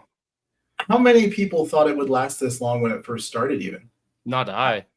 Yeah, well, I was concerned it was going to spread into something more than it is. And so in that case, I guess we're kind of lucky it's not worse, but still, I'm shocked that we're still sitting in the same position, more or less, with the front that's maybe moved a couple miles here and there, and otherwise nothing. We're still seeing gore videos. There's still how many drone videos coming out like every week, every month. It's just not to derail the serious part of this conversation, but while we're on that, did y'all see the drone that got this North Korean guy to shoot his buddy? Did see that. No, what happened? That was a pretty good one. A drone operator flew in. There's two North Korean ops moving through, and he kind of buzzes them and then lowers down between them. And as they shoot at him, he lifts up and then gets the panoramic view of one guy realizing what he did. Shot his buddy and dropped him. That's I know that's North Korean, but that's awful, man. I can't imagine how that dude felt getting road I pulled like that you qualified it as. I know they're North Korean, but it's still a terrible way to be in a foreign land. You've got one guy in your regiment that speaks your language, and you shoot him yourself on accident. Yeah, and the idea of being North Korean too, because like they didn't have access to the internet until they were out there. So like, did they even have a conception that drone combat was going to be a thing? Did they know that there'd be like these human-controlled things the size of a water bottle with explosives tied to them, flying in and around them? Or was all of this just been like horrors beyond their greatest comprehension when they showed up? You know, it's like it's being thrust into the 21st century in all of the best and worst ways, right? Because I know that there's like some serious porn addiction and heavy masturbation going on, but that's, you know what I mean? It's like, cool, you're out of your country, congratulations. There's internet porn. However, there's also Ukrainian drones and there's all of this other stuff, and it's like a crash course in coming of age, and it's got to be rough. And I bet a lot of them wouldn't, if you could go back, it's like, would I trade jacking off to internet porn to the horrors of like drone combat? And I bet a lot of them would be like, you know what, I think I'll go back to my repressed country and never know. Honestly, yeah, it's wild. Think about being North Korean too. I was gonna say, just think about being North Korean too, and the starved women there. Like, they're already Asian women, so you're not like the most well endowed by our Lord and Savior, and then you're starving to death, and then they got to go see internet porn in Russia, no less. We're like, some voluptuous women. I have to interrupt you with the weirdest fact I ever stumbled across like a week ago. So apparently someone was doing like a comprehensive study of boob sizes in Japan. And in 1990... I've been studying a couple years myself. Yeah, I'm trying to get a grant, man. But in 1990, 63% of Japanese women had an A cup bust size or smaller, which is, you know, what we think of when we assume Asian women, because, you know, we're very politically correct over here. They ran the same study in 2015. What percent of Japanese women do you think still had an A cup or smaller in 2015? What was the original number? I missed. 63%. Let's say so. I got to imagine that number's gone down. It has. It has. Let's say 47. That seems like too big of a change. I'm going to go more the 50, 55 range. It was less than 20%, man. Oh my God. Cratered. Their boobs just got massive in the span of 20 years. And no one really knows why, because it's not like Japanese diets have changed much in 20 years. They were already a first world country. They weren't dealing with starvation or anything like that. And they still eat mostly rice and seafood over there even now. Something environmentally changed, and their boobs have just exploded for Same no thing better way to the say frogs gay. What if we find out? What if we find out it's global warming and we're just all outside with hairspray tomorrow, just doing our part? But it is something I wonder about too, because like when I was younger, the stereotype that Asian women had small boobs was like firmly cemented in my head. You know, it was just a fact of life. I knew it as a 12-year-old, just like every other man knew it. And right. Yeah, we all have that perception, and we didn't realize all this time that they'd been perfected. It's nuts. Well, I'm just saying, like, growing up, my experience as not a 12-year-old, so from like 18 onwards, has been that has not been the case. You know, they've had boobs just like every other woman, and I've had to just accept the fact that like my stereotype was wrong. And it was weird seeing the data in front of me and just being like, wow. This shit's actually fucking changed. Did you on this same subject? There was, I feel like we probably follow some of the same subreddits because there was one that was talking about penis sizes worldwide. And what's happened? Well, it wasn't like a longitudinal study. It was just like smallest circumference flaccid, largest circumference flaccid, largest circumference erect, longest length erect. And yeah, well, unfortunately, Asia came up lacking in everything. And overall, South America was the on average the biggest. Africa was very close behind. But that's a surprise. Usually it's those strong Dutch dudes swinging them, and then followed by like Nigeria and a couple other places. France is also a surprising one that's always kind of a bigger outlier. Well, that's because That's the whole colonization of Oh. half of Africa. Well, you It's- see, Oh, you look think at that's dude, what's- look at the French soccer team, bro, and tell me that that's not Tell me skewing the where it's come from. average. I was Okay? going to go a different direction. I was going to say, oh, you see, the penis is so long in France because the balls, they stink so bad. Are we back to the showering He thing? is Showering trying to discourse? escape. Dude, I just like to make any French or stinky sexual predator jokes I can. oh, see, this is what you get when you listen to Against the Mob podcast. A bunch of very highbrow, educated conversations of the highest order. It took us a couple years, but we finally became an intellectual podcast. I'm glad. Yeah, it's kind of sad that our reaction to a soldier tragically shooting his comrade to dick size It was just disgusting. like, Like, yeah, you what's the guys- boob size you guys hear comparison? chicks? You guys hear chicks' tits are getting bigger, by the way? Real high level stuff. I did hear this while we're on big boobs and correlation stats.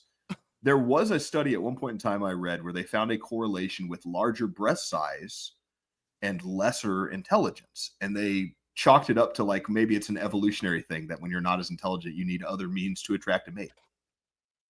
I think I've heard something very similar as well. So maybe Japan's getting dumber. Yeah. They're getting watered down. Yeah, I tell you, girl, them titties look stupid to me. I tell you that much. Bro.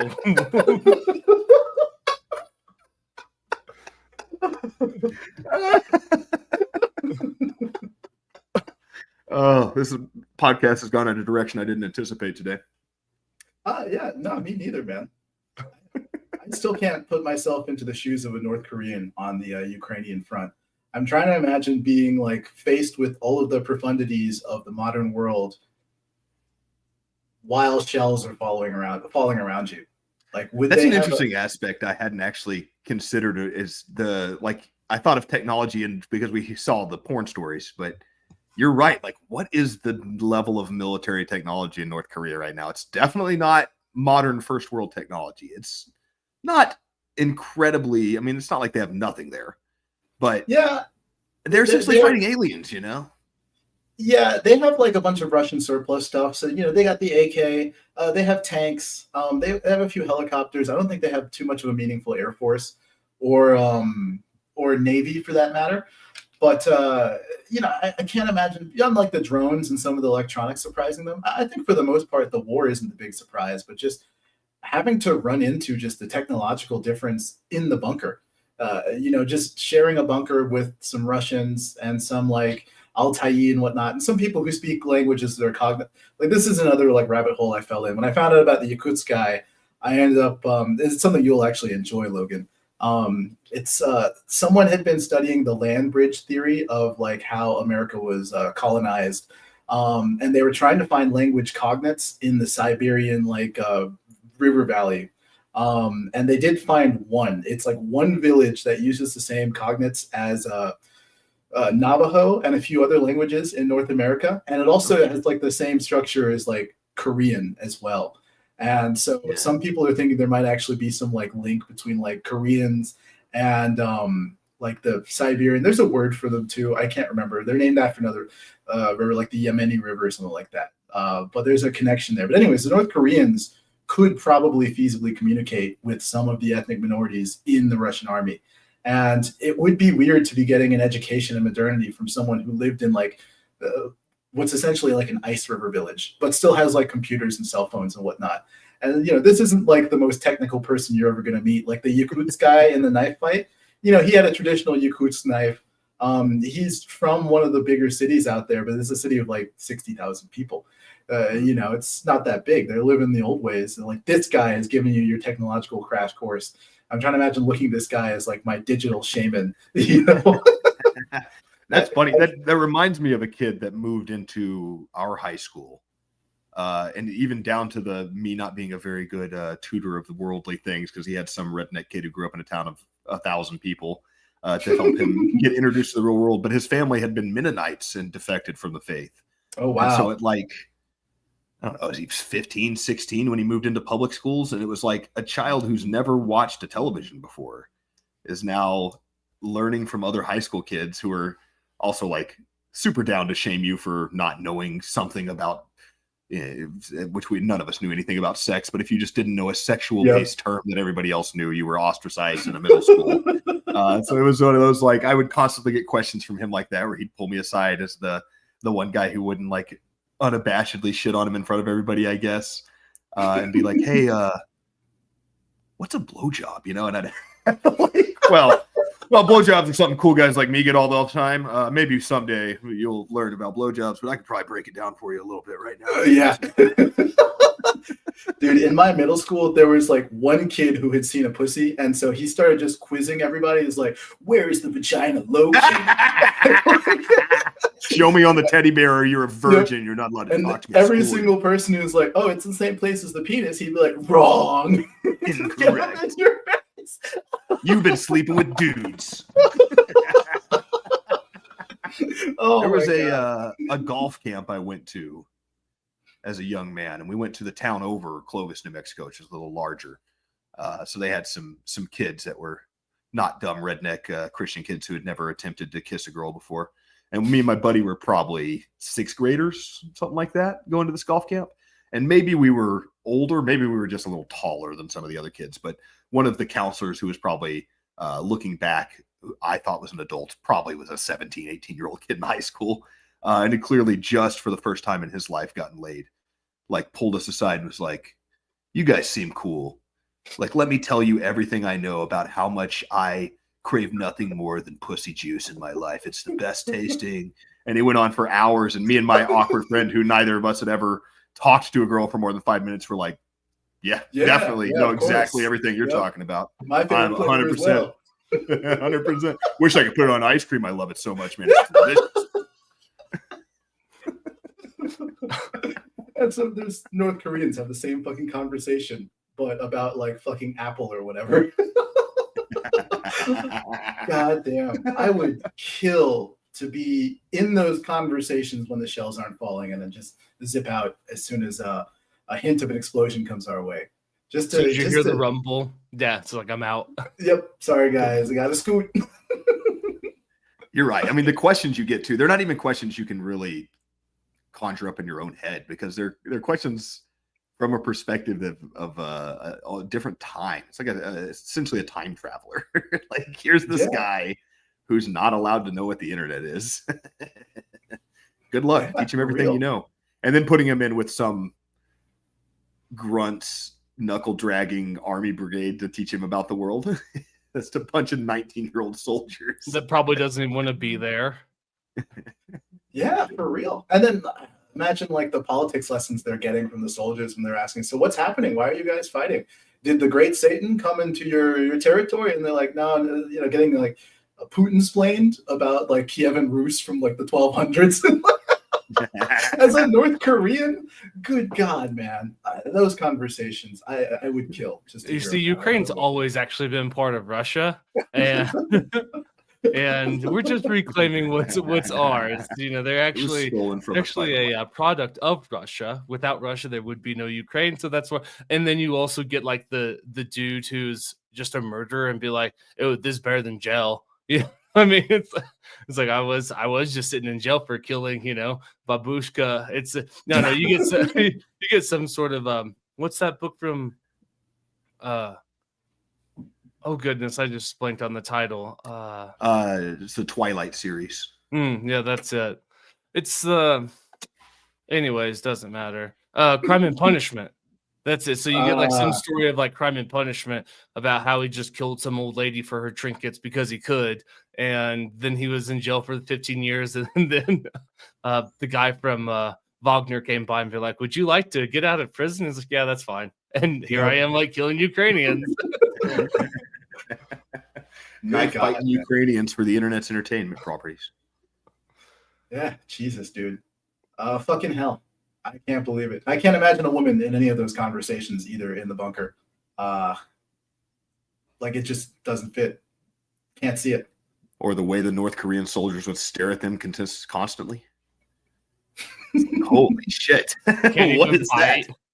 Just completely mesmerized. I wonder what that's going to do to the morale of, I mean, for one, most of those soldiers you send back to North Korea, like, not only did they see technological advances they probably couldn't imagine that they have to fight against, due to their, I mean, one, just their genetic stature, and then on top of that, like not the best food reserves, stunting your growth. They got to see technological advances they couldn't imagine being wielded by men twice their size. Like, what does that do to you when you go back to North Korea and start spreading stories around the ranks? Like, what kind of confidence does that lend to your military? I bet there's actually something that's very unique about North Korea's experience. And Dan Carlin talks about this a lot in all of his various podcasts. Where, it's like there used to be a world where all of a sudden one day, an armed people that you had no idea exist just showed up on your border, and you didn't know if they were stronger than you, they had better technology than you, and all of a sudden you just have to fight them. And that, for the most part, has disappeared. But now North Koreans are kind of experiencing something very similar, where you're interjected into a world that you had no, and all of a sudden it's like, oh, you mean not everybody's 5'4" and starving, and there's like these big blonde 6'2" guys, and it's like, what's going on? And so it makes you wonder about what they're actually going to be able to say when they go back. Is it going to be very tightly controlled?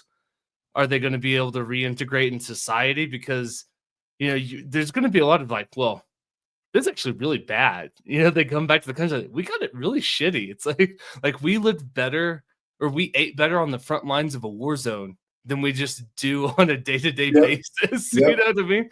And so, guess how many meals we had each day? 3. We got 3 and snacks in between. And so I just wonder, it's got to be a very shocking cultural experience to come out of the Stone Age into the nuclear age for all intents and purposes.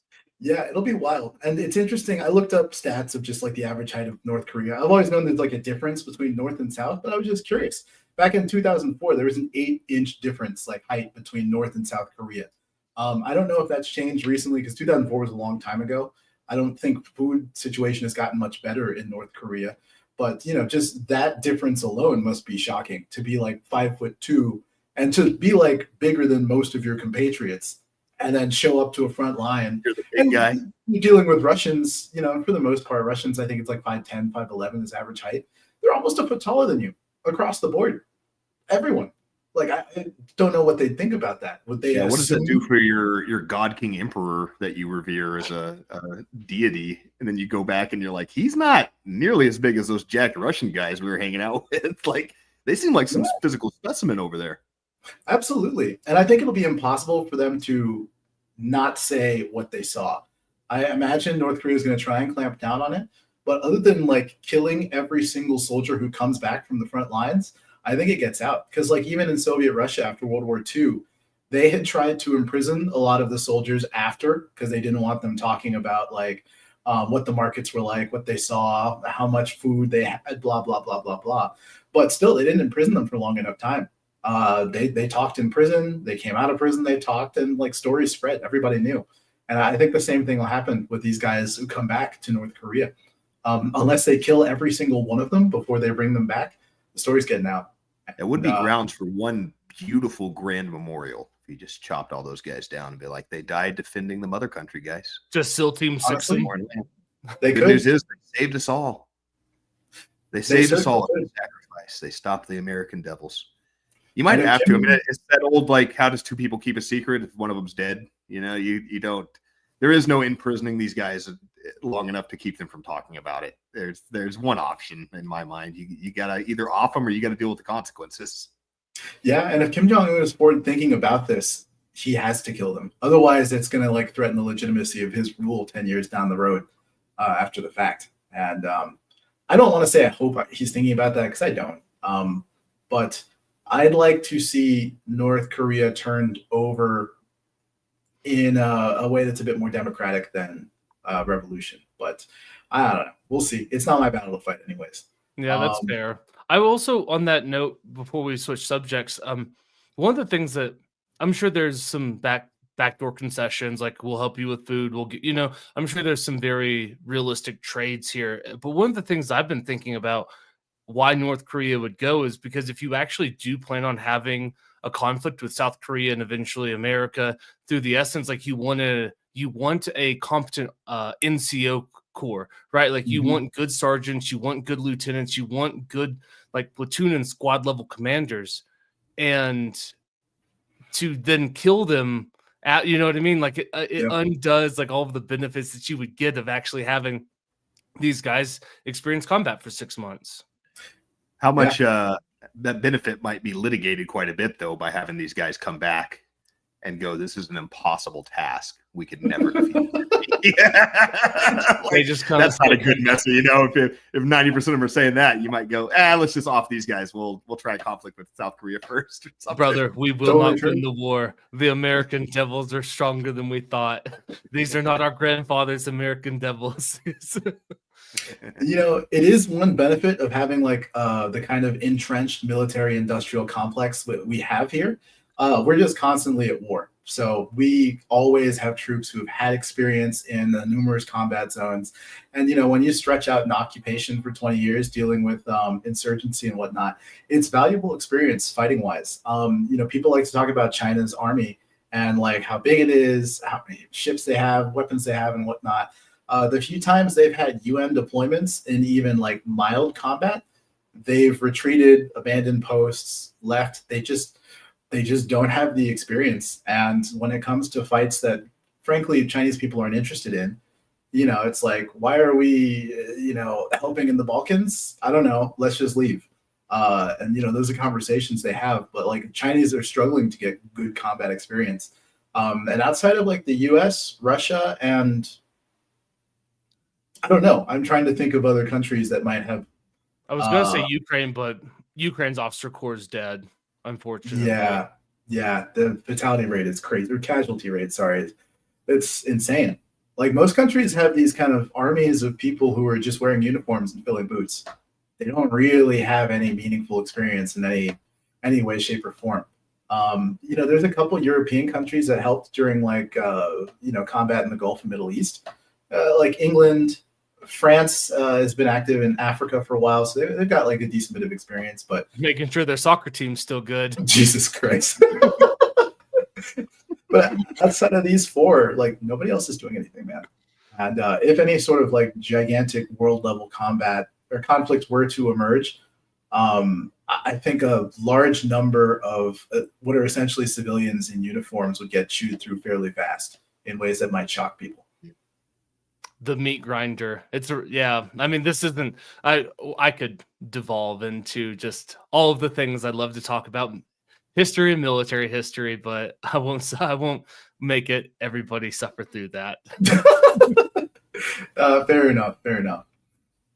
So it sounds like we're ready to move on to geofencing and drones. Do y'all want a quick brain teaser before we move on? Oh, of course.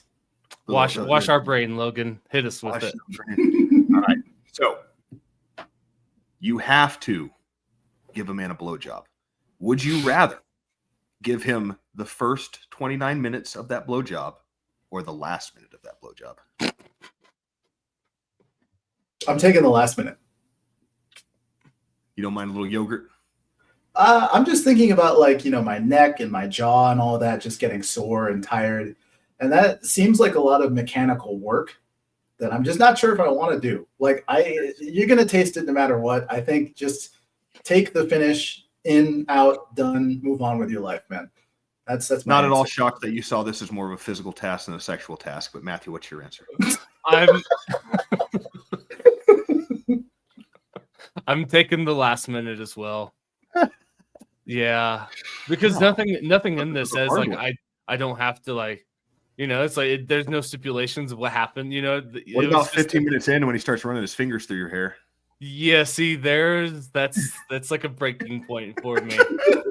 I'm gonna feel very dirty in that moment, and yeah, I'm taking the last minute. What about you? I'm actually thinking about answering this, to be honest. Well, you have to. You have to. Okay. No, I think you guys probably have the right of this. Anytime you're in for a horrific experience, and they're both probably going to be a pretty horrific experience, you might as well take the one that's going to be 60 seconds. Neither's good, but it's like, would you rather plank for 60 seconds or 29? You know what I mean? It's One's over a lot sooner. Oh yeah, give me the last minute. Not happy about it. I'm not proud of it either. So I guess after that, the next question would be spit or swallow, and why swallow, Matthew, please. Well, see, that's what led me to the last minute, is because there were no stipulations on what had to happen at the end, and so probably you can spit it out, but you do have to give him a kiss afterwards. Probably there's going to be. My guess is I'll probably throw up in the midst of this, and so I mean, if he wants a kiss after that, then he can have one. But it's why do you think that this time would make you throw up versus all the other times? Because this time it's not about love, Logan. All right. This time it's not just because I want to make him feel pretty like I usually do. All right. This is strictly transactional, and there will be just a different reaction to it. All right. I'm not a mercenary, okay? I feel it. Well, I'll be doing my best impression of the little Hawktua girl. I'll be spitting that out. Unless I'm able to like hold it away and be like, you can pretend you weren't ready for it. But yeah, no, I'm spitting that out, man. I'm pretty sure I can spit and make it to the sink and wash my mouth out without throwing up. I think I got that in me. Probably get a therapy session going on the next morning. Oh, what do you tell someone else about it? Talk to my therapist about it. I'm not telling anybody, brother. I like the notion that go to a therapist. What do you mean, talk to a liberal until I become one? It's like you might just get like, well, maybe we need to talk about opening up your sexual horizons, Matthew. Yeah. And this call's done. Yep. I'm just imagining her, because the therapist could be a woman. She's gonna be like, so did you find yourself able to enjoy any part of that experience? And we're finished. I enjoyed today finding out I was spending all this money uselessly at this therapist that I will no longer. Why are you so prejudiced against the idea of feeling a little joy in your life? It's not our surroundings that define us. It's how we react to them, Matthew. Wow, I feel so enlightened. I'm probably going to meditate after this. Yeah, that's right. Happiness is not a financial state. It's a state of mind. It's not a physical state. How long, over under, do you think you're sitting there brushing your teeth after you spit it out? The usual amount of time, dude. I am not changing a single bit of my day. I don't want to pretend I'm traumatized. I'm going to show up next day and do all of my responsibilities like nothing happened the day before. Anybody asks me, like, what'd you get up to last night? I'm like, oh, yeah, I fell asleep early. Taking a nap. I like the montage movie moment of Kiefer going through his entire day, and then the last scene of him just uncontrollably sobbing in the shower. Look with the 1,000-yard normal straight face the whole time.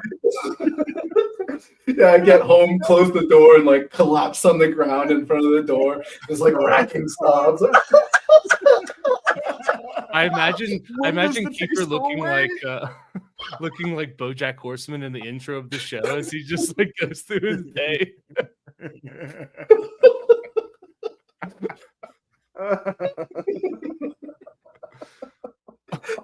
Oh man.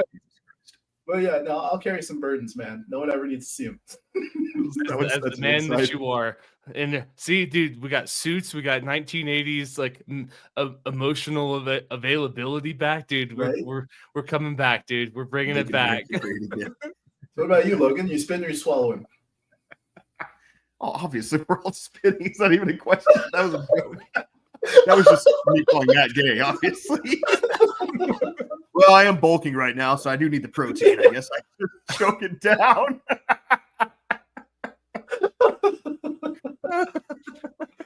Welcome to Against the Mob podcast, where you get all of the highbrow intellectual conversation that you've been wanting. This episode is brought to you by the World Competition Air Guitar, held in Nashville, Tennessee. Hey, Come join us October 25th. Also brought to you by Hilton. Do you need to assassinate a CEO outside of a hotel? Well, Hilton is the right stay for you.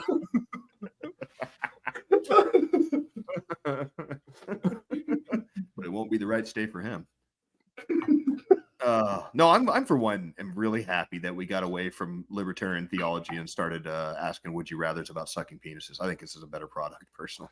It's No, this is still 100% libertarian theology right here, baby.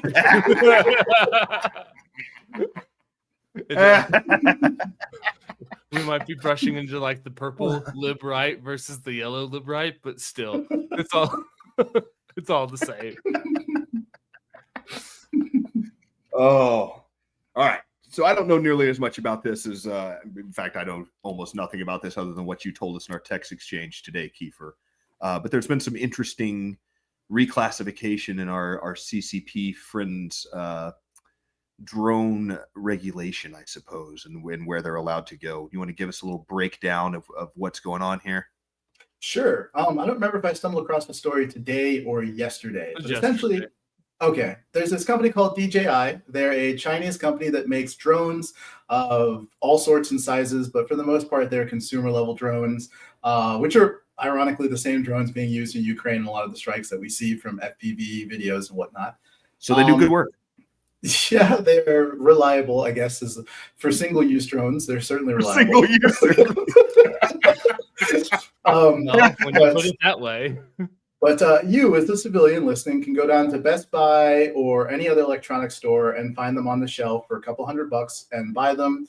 You can connect them to your phone, to an app. They also have controllers you can use, and they use radio signals. Duct tape. You can attach them to a bomb.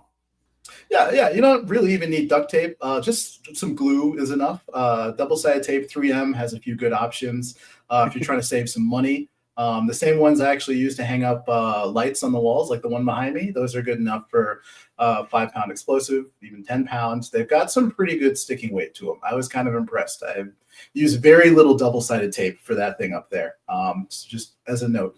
But anyway, these drones, you as a civilian can buy them. You can fly them wherever you want. Ever since 2015, they have been geofenced out of certain areas. And what this means is they have a little GPS on them. And if they go within areas that are considered restricted, you lose control of the drone, it hovers, and then slowly descends and lands on the ground wherever it happens to be. And these areas are the kind of areas that you would think are going to be restricted. You can't fly them over airports. You can't fly them over military bases. There are certain like large scale utility generating facilities that you can't fly them over. Of course, the White House, almost all of Washington, D.C. used to be geofenced, by the way. But they had since pushed an update out on January 13th, which was 2 days ago. You can find the update on their website. They're removing the geofencing feature, and they're replacing it with a little in-app notification. So if you happen to fly into Area 51, the app will buzz. There'll be a little pop-up and says you're in a restricted airspace, and you can ignore it and continue flying it right into that restricted airspace. And now, on your first reaction hearing that, you might think like, wow, I can't believe they're doing that. That's completely ridiculous. They are clearly trying to assault all sorts of restricted airspace here in the U.S., which is a possibility.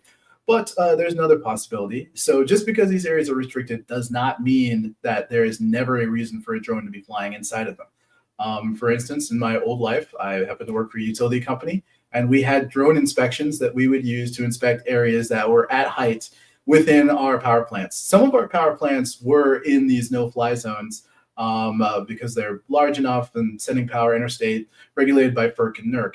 And we had to pay for drone inspections, and these people who were doing our drone inspections could not use these DJI drones because they're geofenced. So even if you have FAA approval to enter restricted airspace, because you're doing, say, a runway inspection to tell people where to direct repairs, you can't use this drone.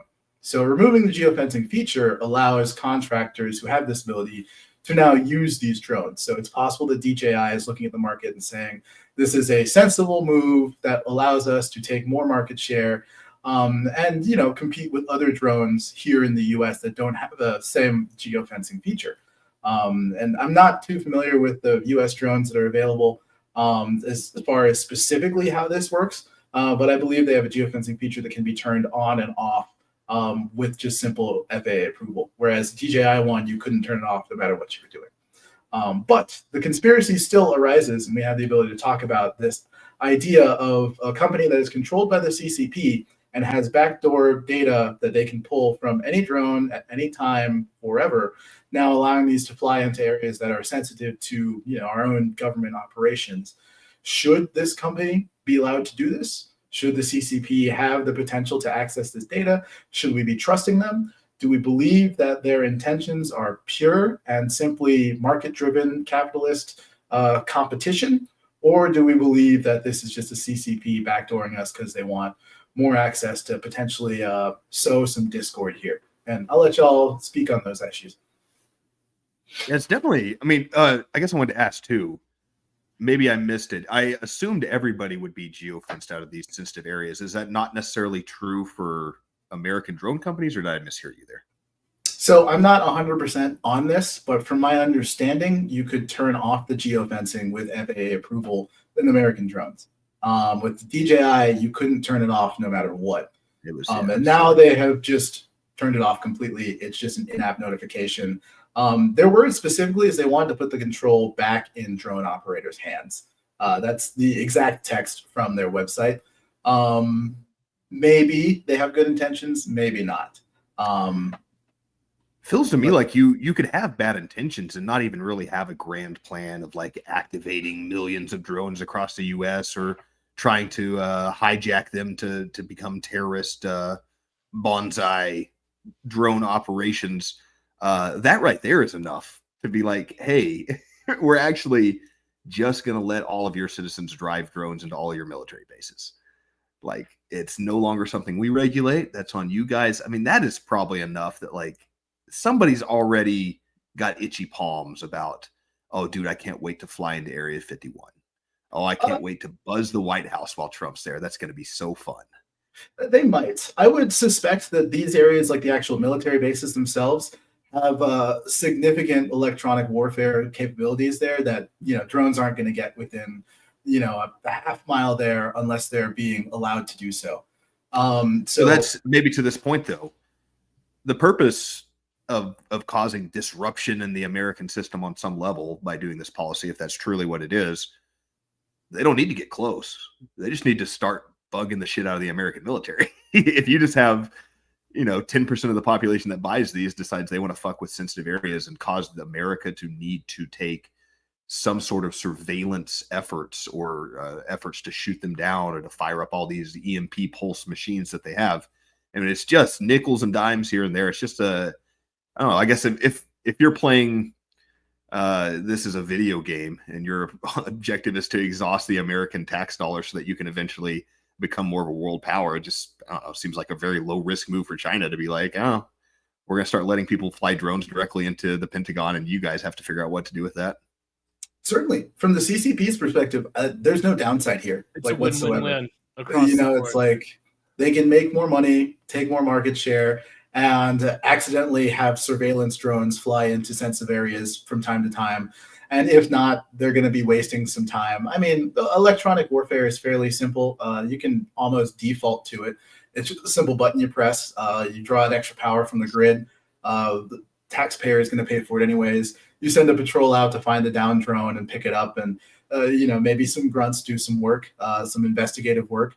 It's all taxpayer dime. So I mean, from the government's perspective, it probably doesn't even hurt too much unless something sneaks through, which is the other thing. I mean, there's the timing of this as well, because the inauguration is 5 days away, and almost all of Washington D.C. used to be geofenced, and now it won't be. And there's certain areas of Washington D.C. where there's no drones getting through. They're going to have electronic warfare capabilities in those areas. The dudes with the gigantic fuzzy backpacks that are just zapping things out of the sky will probably be placed in the area if the Secret Service is actually being competent about this. And I don't know if y'all saw as well, but Trump issued a blanket threat to the Secret Service, DOD, and a few other entities that if there's even one close call at all during his presidency, they will be replaced entirely. And this will be an interesting first test for them, because they're going to have to be a bit more considerate about the drones. Because you remember during the first assassination attempt, he did his recon with a drone before he took the shot, and that's kind of silly that they're even allowing that. You'd think the Secret Service would have been blasting every single drone frequency back then. They weren't. But if we're running a campaign here, publicity is always good. Oh my God, dude, I can't ever stop thinking of the scene from the TV show Limitless, where Bradley Cooper takes this pill and makes him super smart, and so he's like a senator. And while he's on the genius pill, he notices someone's about to assassinate him, and like he goes through all the thoughts in his head. And he's like, "Do I dodge it? No. Do I get shot? No." And he's like, "I'm gonna let it graze me." Perfect publicity. And it makes you wonder if Trump was just thinking the whole thing through, and he's like, "Nah, let them fly the drones. I'm going to turn at the right time to talk about the immigrants and the migrants. I'll take one through here and fall down, and I'll win me the presidency. Secure it, one fell stroke." He could be smart enough for it. You never know. But if we go back to the drone thing, it is still it's an interesting time for this to happen. I would hope that DJI and the FAA have spoken to each other at all before this happened, but there's a good chance that maybe they didn't. And also, it's one of those things we don't think about. Like, anyone can buy a plane, fill it full of explosives, and fly into restricted airspace. All that happens is the people get on the intercom and they start telling you you need to adjust your heading, you're approaching, blah blah blah blah blah. A jet gets You do spun up. not rock your wings if you intend to comply. If not, you will be shot down. We will. Yeah, essentially. But for the most part, planes are free to go wherever they want. Some dude crashed into the IRS building in Austin off of Highway 360. I was driving by. I didn't see it happen. I was there 10 minutes after it happened. Because at the time I was going to community college and I was late, as always. If I had been on time, I would have seen it happen for sure. But some dude just flew into the IRS building with a little prop plane, knocked it out. There's plenty of government buildings out there that are they have no defense against kamikaze planes, in much the same way that there are many low-level and mid-level government targets that have no real defense against drones if someone wanted to use drones in this way. And I'm kind of surprised that no one's tried to take a hit out on like a mayor, a judge, a lawyer, a DA, maybe even a governor with a drone. I would imagine that these are all targets that are fairly wide open. I was thinking that before, like right as you started kind of gearing up to that. It's weird that we haven't seen a drone assassination attempt. It's very weird.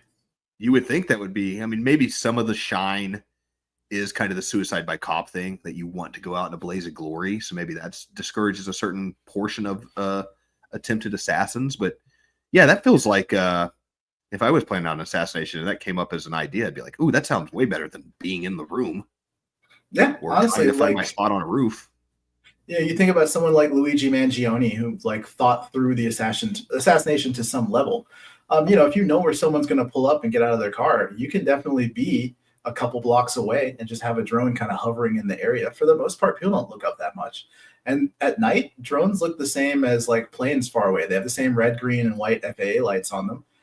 Then a drone that's 500 feet up looks like a plane that's 10,000 feet up from the perspective of someone on the ground. So you could easily have a drone just kind of loitering, waiting for a target. How hard to take that drone and put a small banner on it or some sort of LED light show on the bottom, and it's going to draw zero attention because people are going to go, "Oh, look, somebody's advertising." Yeah, meanwhile, absolutely. You got strapped up with C4. Yeah, like a police chief. You can go through the list of people who are not like federal employees and not at like secured sites. There's a bunch of people who would be very soft targets for drones, and I'm kind of shocked every single day that it hasn't happened. And I think it's a matter of time until it does, because how many police stations do you think actually have like electronic warfare countermeasures on their roof? None. Why would they? It costs a lot of money to install, and you're probably never going to use it except maybe once or twice, especially if you're maybe the NYPD might, but like Tallahassee Police Department, never. You couldn't justify it.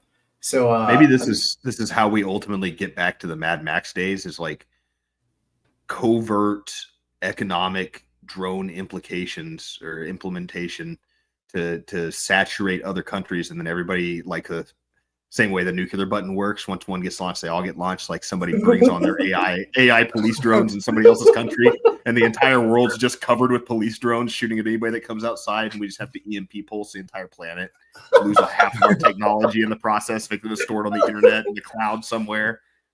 The drone's just Rodney King. Stop resisting. The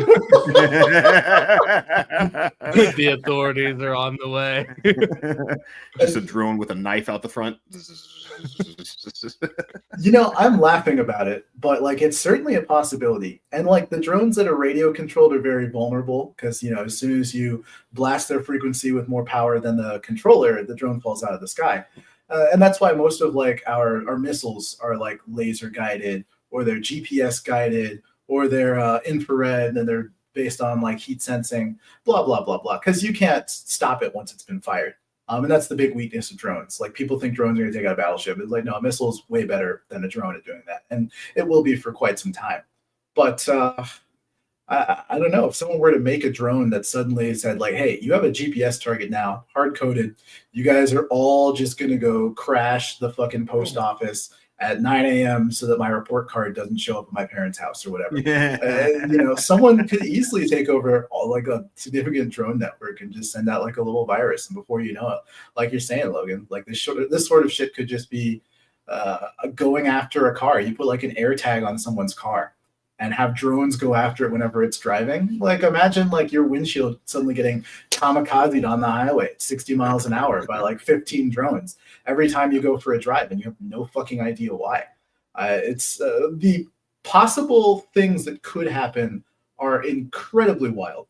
And I have trouble even like imagining them, like how many presidential convoys go around. Like Kamala Harris was in somewhere. She was in Houston the same day I was, actually. I live here. She came here when I was here last year, and her convoy passed me on the highway twice. And if you knew she was coming, you could probably make a guess about which highway she might use. There are a handful of private airports she could have landed at here, so like it would have been a tough guess. But you could have definitely had a drone swarm ready and just had to start crashing into cars on the highway. It could have been all sorts of awful. And I'm shocked every day that these things aren't happening in greater frequency. I wonder if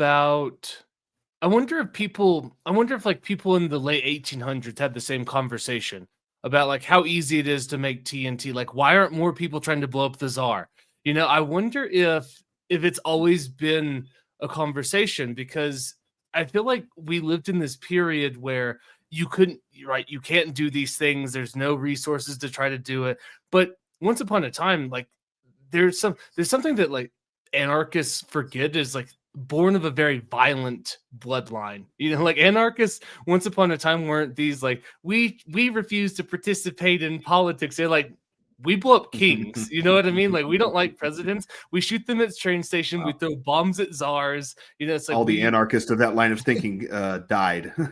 They certainly did. The peaceful ones kept talking for longer. It's an occupational hazard of the job.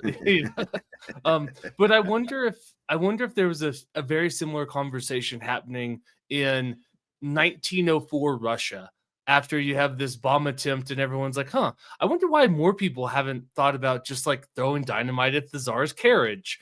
And it just makes me wonder, like, is this unique to us, where we sit around and be like, why don't more people, or have people always done it? Because it probably takes a very special type of person to try to do. It's one thing to talk about it. It's one thing to think about it. It's another to talk about it. It's one thing to actually try to plan to do it. And I wonder if the majority of humans just aren't, just aren't willing or interested in even broaching the subject. I think you're definitely right. Go for it. About that in some aspect. Like, most people have lives they're living, and it's not worth sacrificing that. And certainly there were like, why weren't they throwing more dynamite at the Tsar? It's like, well, they didn't have the internet to track him, for one. Like, I think this is more of a question of like, as technology advances and their ability to track people, to know where people are at any given time, to the ability to track someone's location without becoming a private eye, essentially. Like, you can figure out where people are on the internet nowadays, and with the capability of a drone to move around. Like, I don't know. I think you're the threshold is getting lower, I guess, is kind of what I was trying to get at with that. That there's just going to be, the opportunity is becoming easier and easier, so that conversation is becoming an easier conversation to have. Might be. So I actually think it's a social convention, because it's a very specific point in time that a country has to be in, where like people want to harm their leader. It wasn't that long ago that, for the most part, presidential inaugurations had very little security. People could walk up and talk to the president, shake their hand. The White House was an open building you could just go into throughout a good chunk of the 1800s. You could just see what people were up to. They had like an amount of security, but it wasn't a lot. Like the concept that an American would walk into the White House and want to do harm to anyone there just wasn't something people think of. And this is part of like a tradition, you could say. This is like the pit bull on Spirit Airlines. People have let the commons fall into a place where suddenly the concept that like an American citizen would want to take out someone else who's working within the American economy to make things better is suddenly entered the zeitgeist. And that's because of like, again, I think there was a loosening or a letting go of the greater world around them. You can export so many jobs until you have a bunch of like fighting age men who have nothing to do. And like, that's not exactly an ideal situation for a country to be in. And also it creates, yeah, absolutely. The suicide bomber is born out of the harem. You get cut out of the ability to ask for Bob's and Vagine, and what do? You strap a bomb to yourself because there's virgins in heaven, brother. Bismillah, I swear. There might not be any here, but they're up there. You need to take out the caliphate. It's the same kind of setting. I think as we have grown, say things have become like PvP or very dog eat dog in the US, and there's like little concern for like the next generation, and people who might be in their like early 20s or even like their late teens and trying to figure out where they're going in life. And if we don't take concern towards those people, then you create this situation where the idea that you'd go buy a drone and buy some fertilizer and mix together with some, I don't know what the ingredients are, fertilizer and something. Some anarchist you are. I don't know what the ingredients are, I swear. Good answer. But I'd say that's just a cultural failing of the place we live in. And no, that makes sense. Like is that one of those anti-diversity arguments again? Is it because, and I guess the flip side of that is when you have a homogenized cultural identity, you also probably have more ability to become Nazis, so to speak. Like you could have a dramatic, charismatic leader come along and lead you down the wrong path with complete fervor through most of the country because everybody is kind of in lockstep. But at the same time, like there's some of these things that it almost sounds like, well, the problem there is that we don't have a cultural identity that we all believe in. And it's like, but how do you get there when you have so many different cultures who are constantly fighting with each other over the internet every single day and don't believe anything the other side believes? Like, where are you going to find that culture? I don't think that you need to have homogenization to have these sentiments of right. Like take France and the whole like French Revolution in Paris. It doesn't start from. Oh, you criticize our foreign legions, but I tell you, they stink like a Frenchman to me. You have these. It's a bunch of angry Parisian women that are upset about the price of bread. You know what I mean? Like if you start to look back down the rabbit hole of like how do events spiral out of control, like one day some French women are upset about the price of bread, and 6 months later the king's head is in a basket. So you don't need I don't think that you need it's not an issue of diversity or lack thereof or too much. I think it's just like this deep resentment of the peasants towards the lack of concern of their plight from their leaders, whether it be the king, whether it be the czar, whether it be the president and the Senate and your House of Representatives, whether it be your mayor, whether it be your police chief. I just think you need a certain level of like malcontent and disenfranchisement to the point to where you feel like the only way that this is going to get better is through violent actions. And I think that comes from many different places. That if you could just throw us a bone, give us an inkling of the idea that you have our best interests in mind, even if you are screwing up. But at this point, we've completely lost even All the faith. the veil of I the think it. I think legitimacy it's that like they're a taking care of complete. us. Yeah, I think it's like a complete lack of like losing all faith in institutions, because some faith in institutions leads people to hold on to them, saying that, oh, it can be reformed. Oh, if we just do this. Oh, if this person was just in charge of the bread supply in Paris, things might be better. It's all the same. And so I think it's like a complete loss of faith in the institutions that do or do not have impact on your life. Well, I think a myriad of factors goes into the concept of revolution.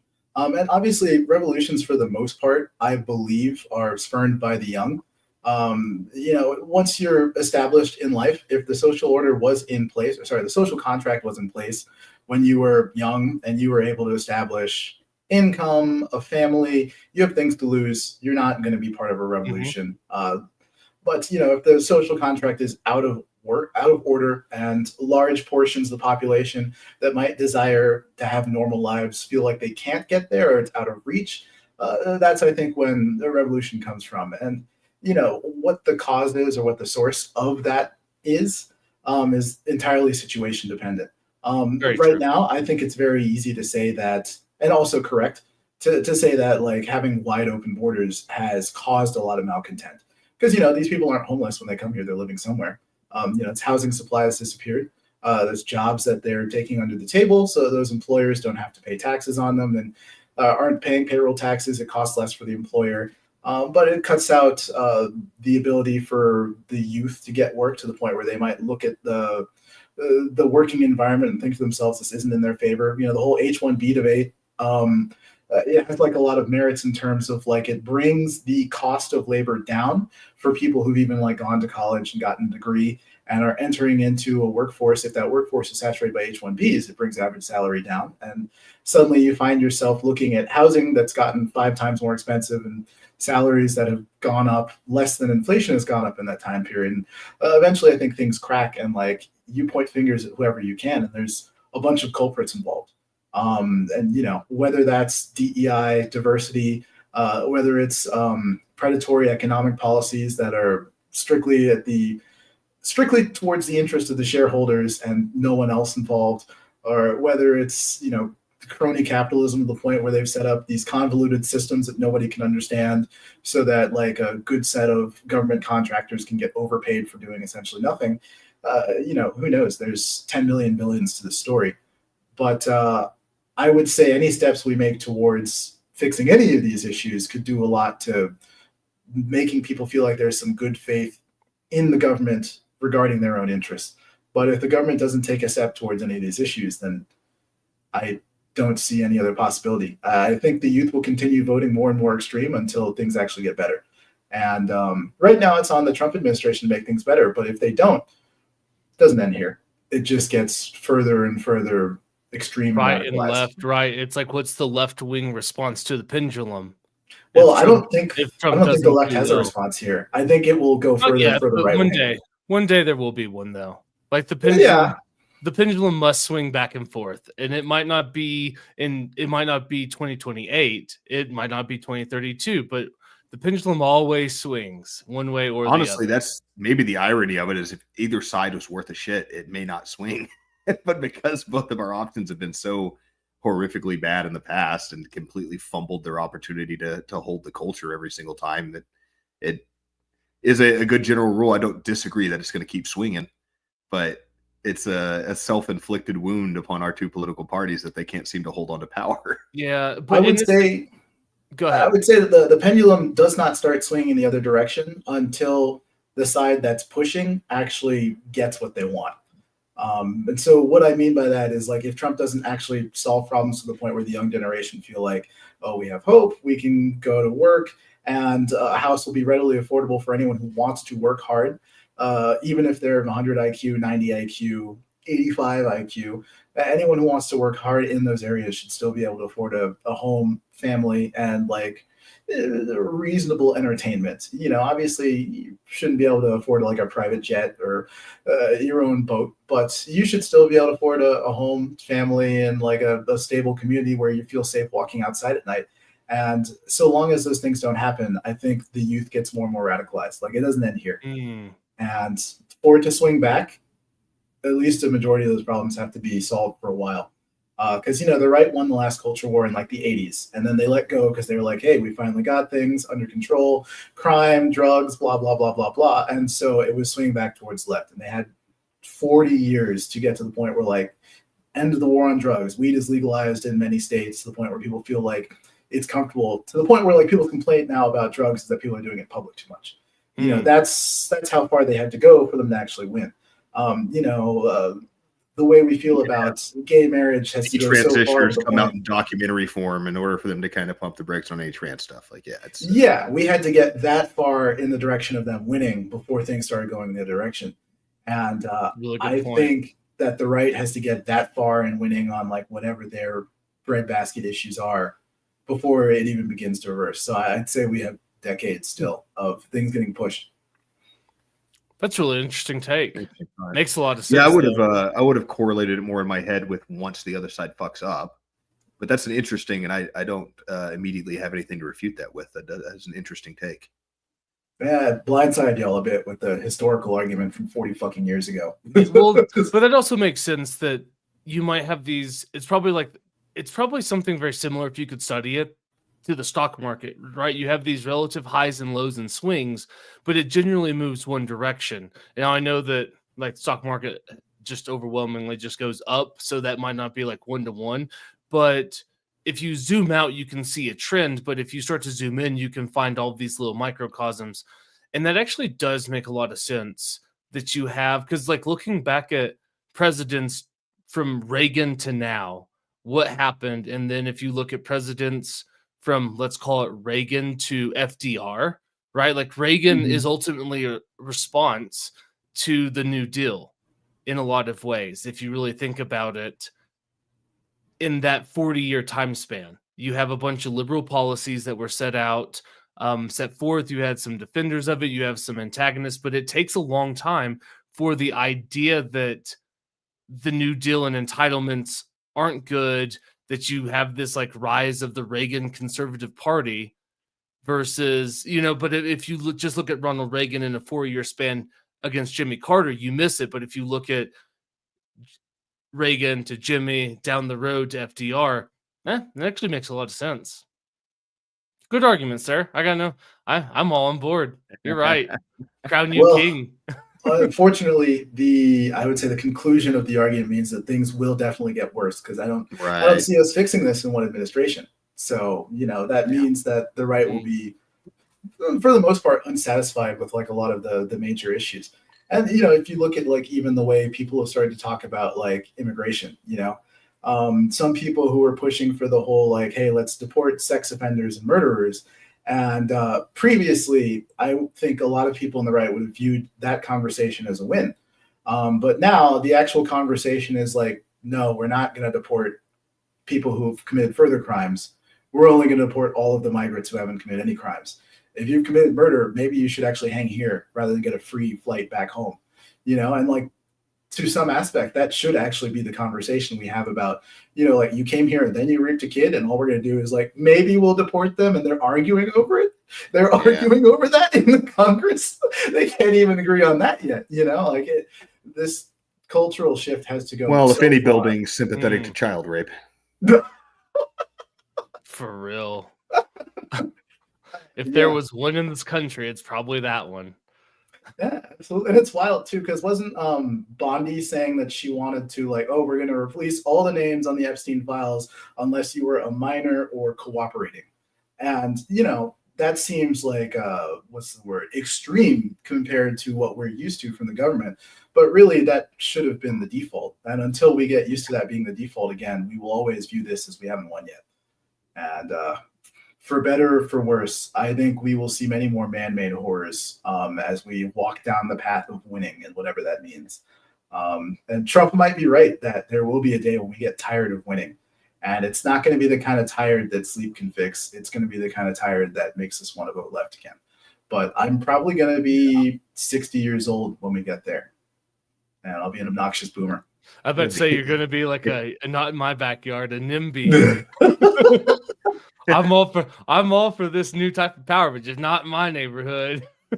Yeah, most certainly, man. Dude, NIMBYs are a real thing. I have friends that are NIMBYs, and it makes a lot of sense. It's like, yeah, well, why would I care? I've already got mine, and I don't. Yeah, it's like, and they can do whatever they want. They just can't do it here. Yeah, absolutely. And it's one of those attitudes that really fucking blows, man. At least in my prior occupation, we had people who were like, we support clean energy, but we don't want it 12 miles off our coast where I might happen to see it from my yacht. And it's like, I don't even know how to talk to you about this problem right now. NIMBY, dude. Where do you want it to go? It's like you live in the middle of like a crowded East Coast metropolis. There's no green land anywhere within 100 miles to the west of you. You're asking me to like bulldoze some poor people's houses? It's like, actually, yeah. That's do I have to look at it? Can you put it underground? You know, the unhoused actually leave a very small carbon blueprint, so it might actually help the environment out quite a bit. Push these pores into a carbon neutral position. Right. And they start pushing. It's like, don't you guys have eminent domain? Like, we didn't, but it's like, oh, you can just force them out. Give them some money. We're gonna need you guys to stop burning the trash cans. It's actually releasing a lot of carbon into the atmosphere. You can just freeze out already. Right. It's for the planet. It's for the greater good, guys. Well, if you do some like weird retard math about it, and you're like, well, how many of these trash cans actually turn into raging forest fires? We're going to attribute the entire carbon emission of this forest fire to homeless people. And, you know, maybe the math actually starts checking out after a while. Are you tired of? We rounded up and murdered all of those homeless people, but we still have a lot of forest fires. Oh my God. It reminds me of that London Tube advertisements, like, we plan on cutting homelessness in half by 2025. It's like, that's very ambitious. You're just gonna like slice them up. I absolutely love those ambiguous political messages, man. I want to cut the prison population in half. It's like, what do you mean by that? As you get yelled at in your Senate hearing. Oh God. I'm sure y'all have seen it by now, but have y'all seen the super clip where they just have Hegseth's face in the middle, and then like all four of the female senators around him just like screaming in unison? I've not seen that. Oh my! I'll have to send it to y'all after this. It makes so much sense. There was somebody I was listening to Spraconish this morning, and somebody called in and about one of the senators that was just berating him, and he's like, dude, that poor husband, like, what does he live with? Like if she acts like this in public, how is she at home? Because it's always right? like the couple that fights in public, you're like, oh my goodness, how bad are your fights when you go home? Like, if you guys can't keep it together for 2 hours at this party, it's got to be chaos at home. And same thing, right? Like, if that's how she behaves, or he, like Tim Kaine, like, this is not gender, you know what I mean? Like, abysmal behavior too. What's their home life like? Like, what do they like? What does their spouse just have to sit there and suffer? Like, yes, honey, I know Pete Hegseth. You know what I mean? It's like, yeah, you know, you told me. Yeah, those are the big time happy wife, happy life kind of guys that just like throw out those platitudes to make it more palatable that they've just showed their belly 25 years ago and stopped fighting. They're just like, well, when you live with an insufferable cunt, you learn to just go along.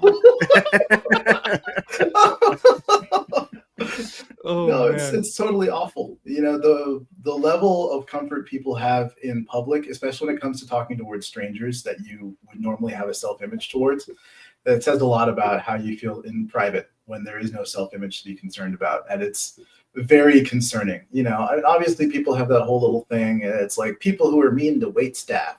Yeah, I don't like them. And it's like, you know, that's kind of like only the beginning of it, you know? Because there are certainly people who are like impatient with wait staff, or even beyond that, willing to, you know, get on a public radio show and yell at the host or yell about someone who's not even there. Like, it's absolutely wild. I mean, personally, you'll never catch me yelling at anybody ever for anything, public or private. I think people who are yelling in public about or towards strangers are just, it's the biggest red flag ever. Couldn't imagine a bigger one. They are the worst of us in so many ways. I yell a lot, but it's mostly for comedic effect, I think. I don't think I Oh, yell yeah? aggressively. Well, I'm just loud and obnoxious. but you're not a mean person. It's true. Yeah, you're actually the nicest one among us, despite what people listening might think. And it's still a complete shock to me. So hard to curate. Actually, a sweetheart under all this pile of assholes.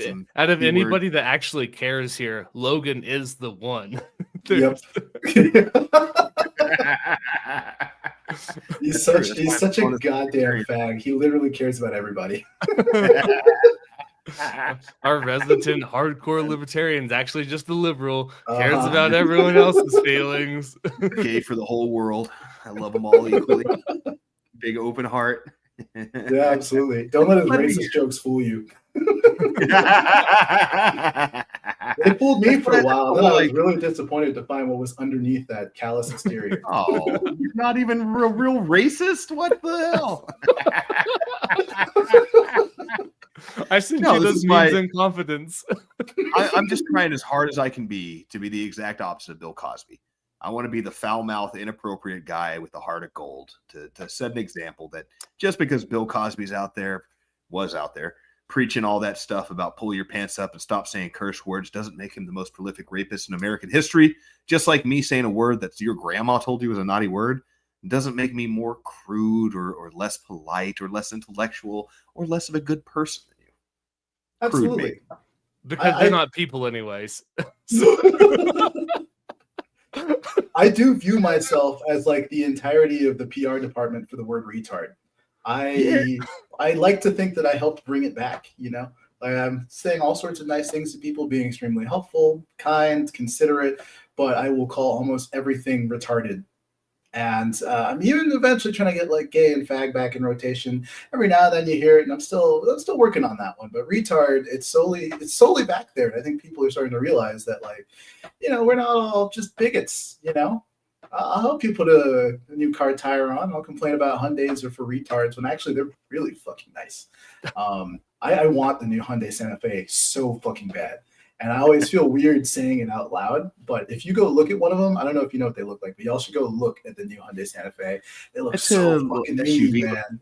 It is, dude. It's the future. Well, now we're all looking. Right. Yep. The front looks mean, and the back, the taillights being so low, when it's on the brakes, it looks totally different compared to any other SUV you see on the road. They're fucking gorgeous, man. It almost looks like an old station wagon from the back. Yeah, a little bit, right? Kind of They've got station wagon vibes. I had the other Hyundai SUV on rent a little while ago, and the tire kept going flat. It kind of blew. It blew like it sucked dick, not like the tire blew. And I definitely called it a retard.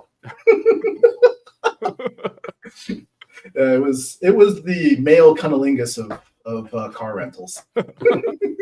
It was the first 29 minutes, not the last. I was about to say, it's the first Oh man. Well, on that note, guys, thank you very much for listening to Against the Mob podcast. Please follow us on Instagram, Facebook, Twitter, YouTube, we're racking up strikes. The YouTube channel's not going to last that long, but you know what? It's fun while we have it. And so follow us on YouTube, follow us on all the places that you can get us. We really appreciate you guys tuning in. As always, thank you much, Mr. Flirt Cheap, for joining us. Thank you for being the inspiration for the suit.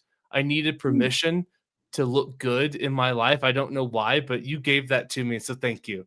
I really appreciate that. And Logan, thank you for your participation, because I know that you're just the resident contrarian. And so the fact that you put on a tie means a lot to me. And it's I really appreciate it. Everything I can muster inside of me, not to tell you to fuck yourself when you told me we were wearing suits earlier to sit in our my hot office and talk to you about how much I hate the government.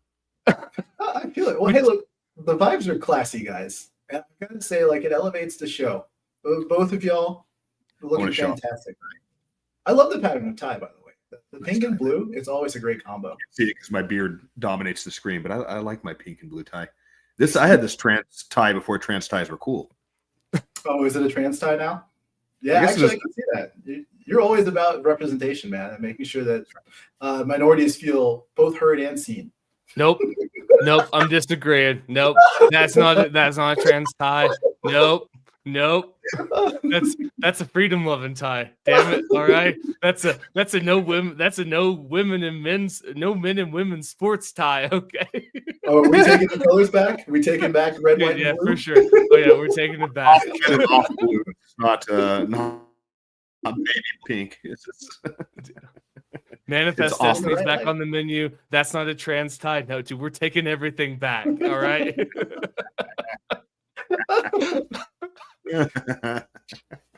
Well, thank you guys very much for tuning in. We appreciate you. With all that being said, we fight against the mob with people over politics. We'll see you next week. Still going to shoot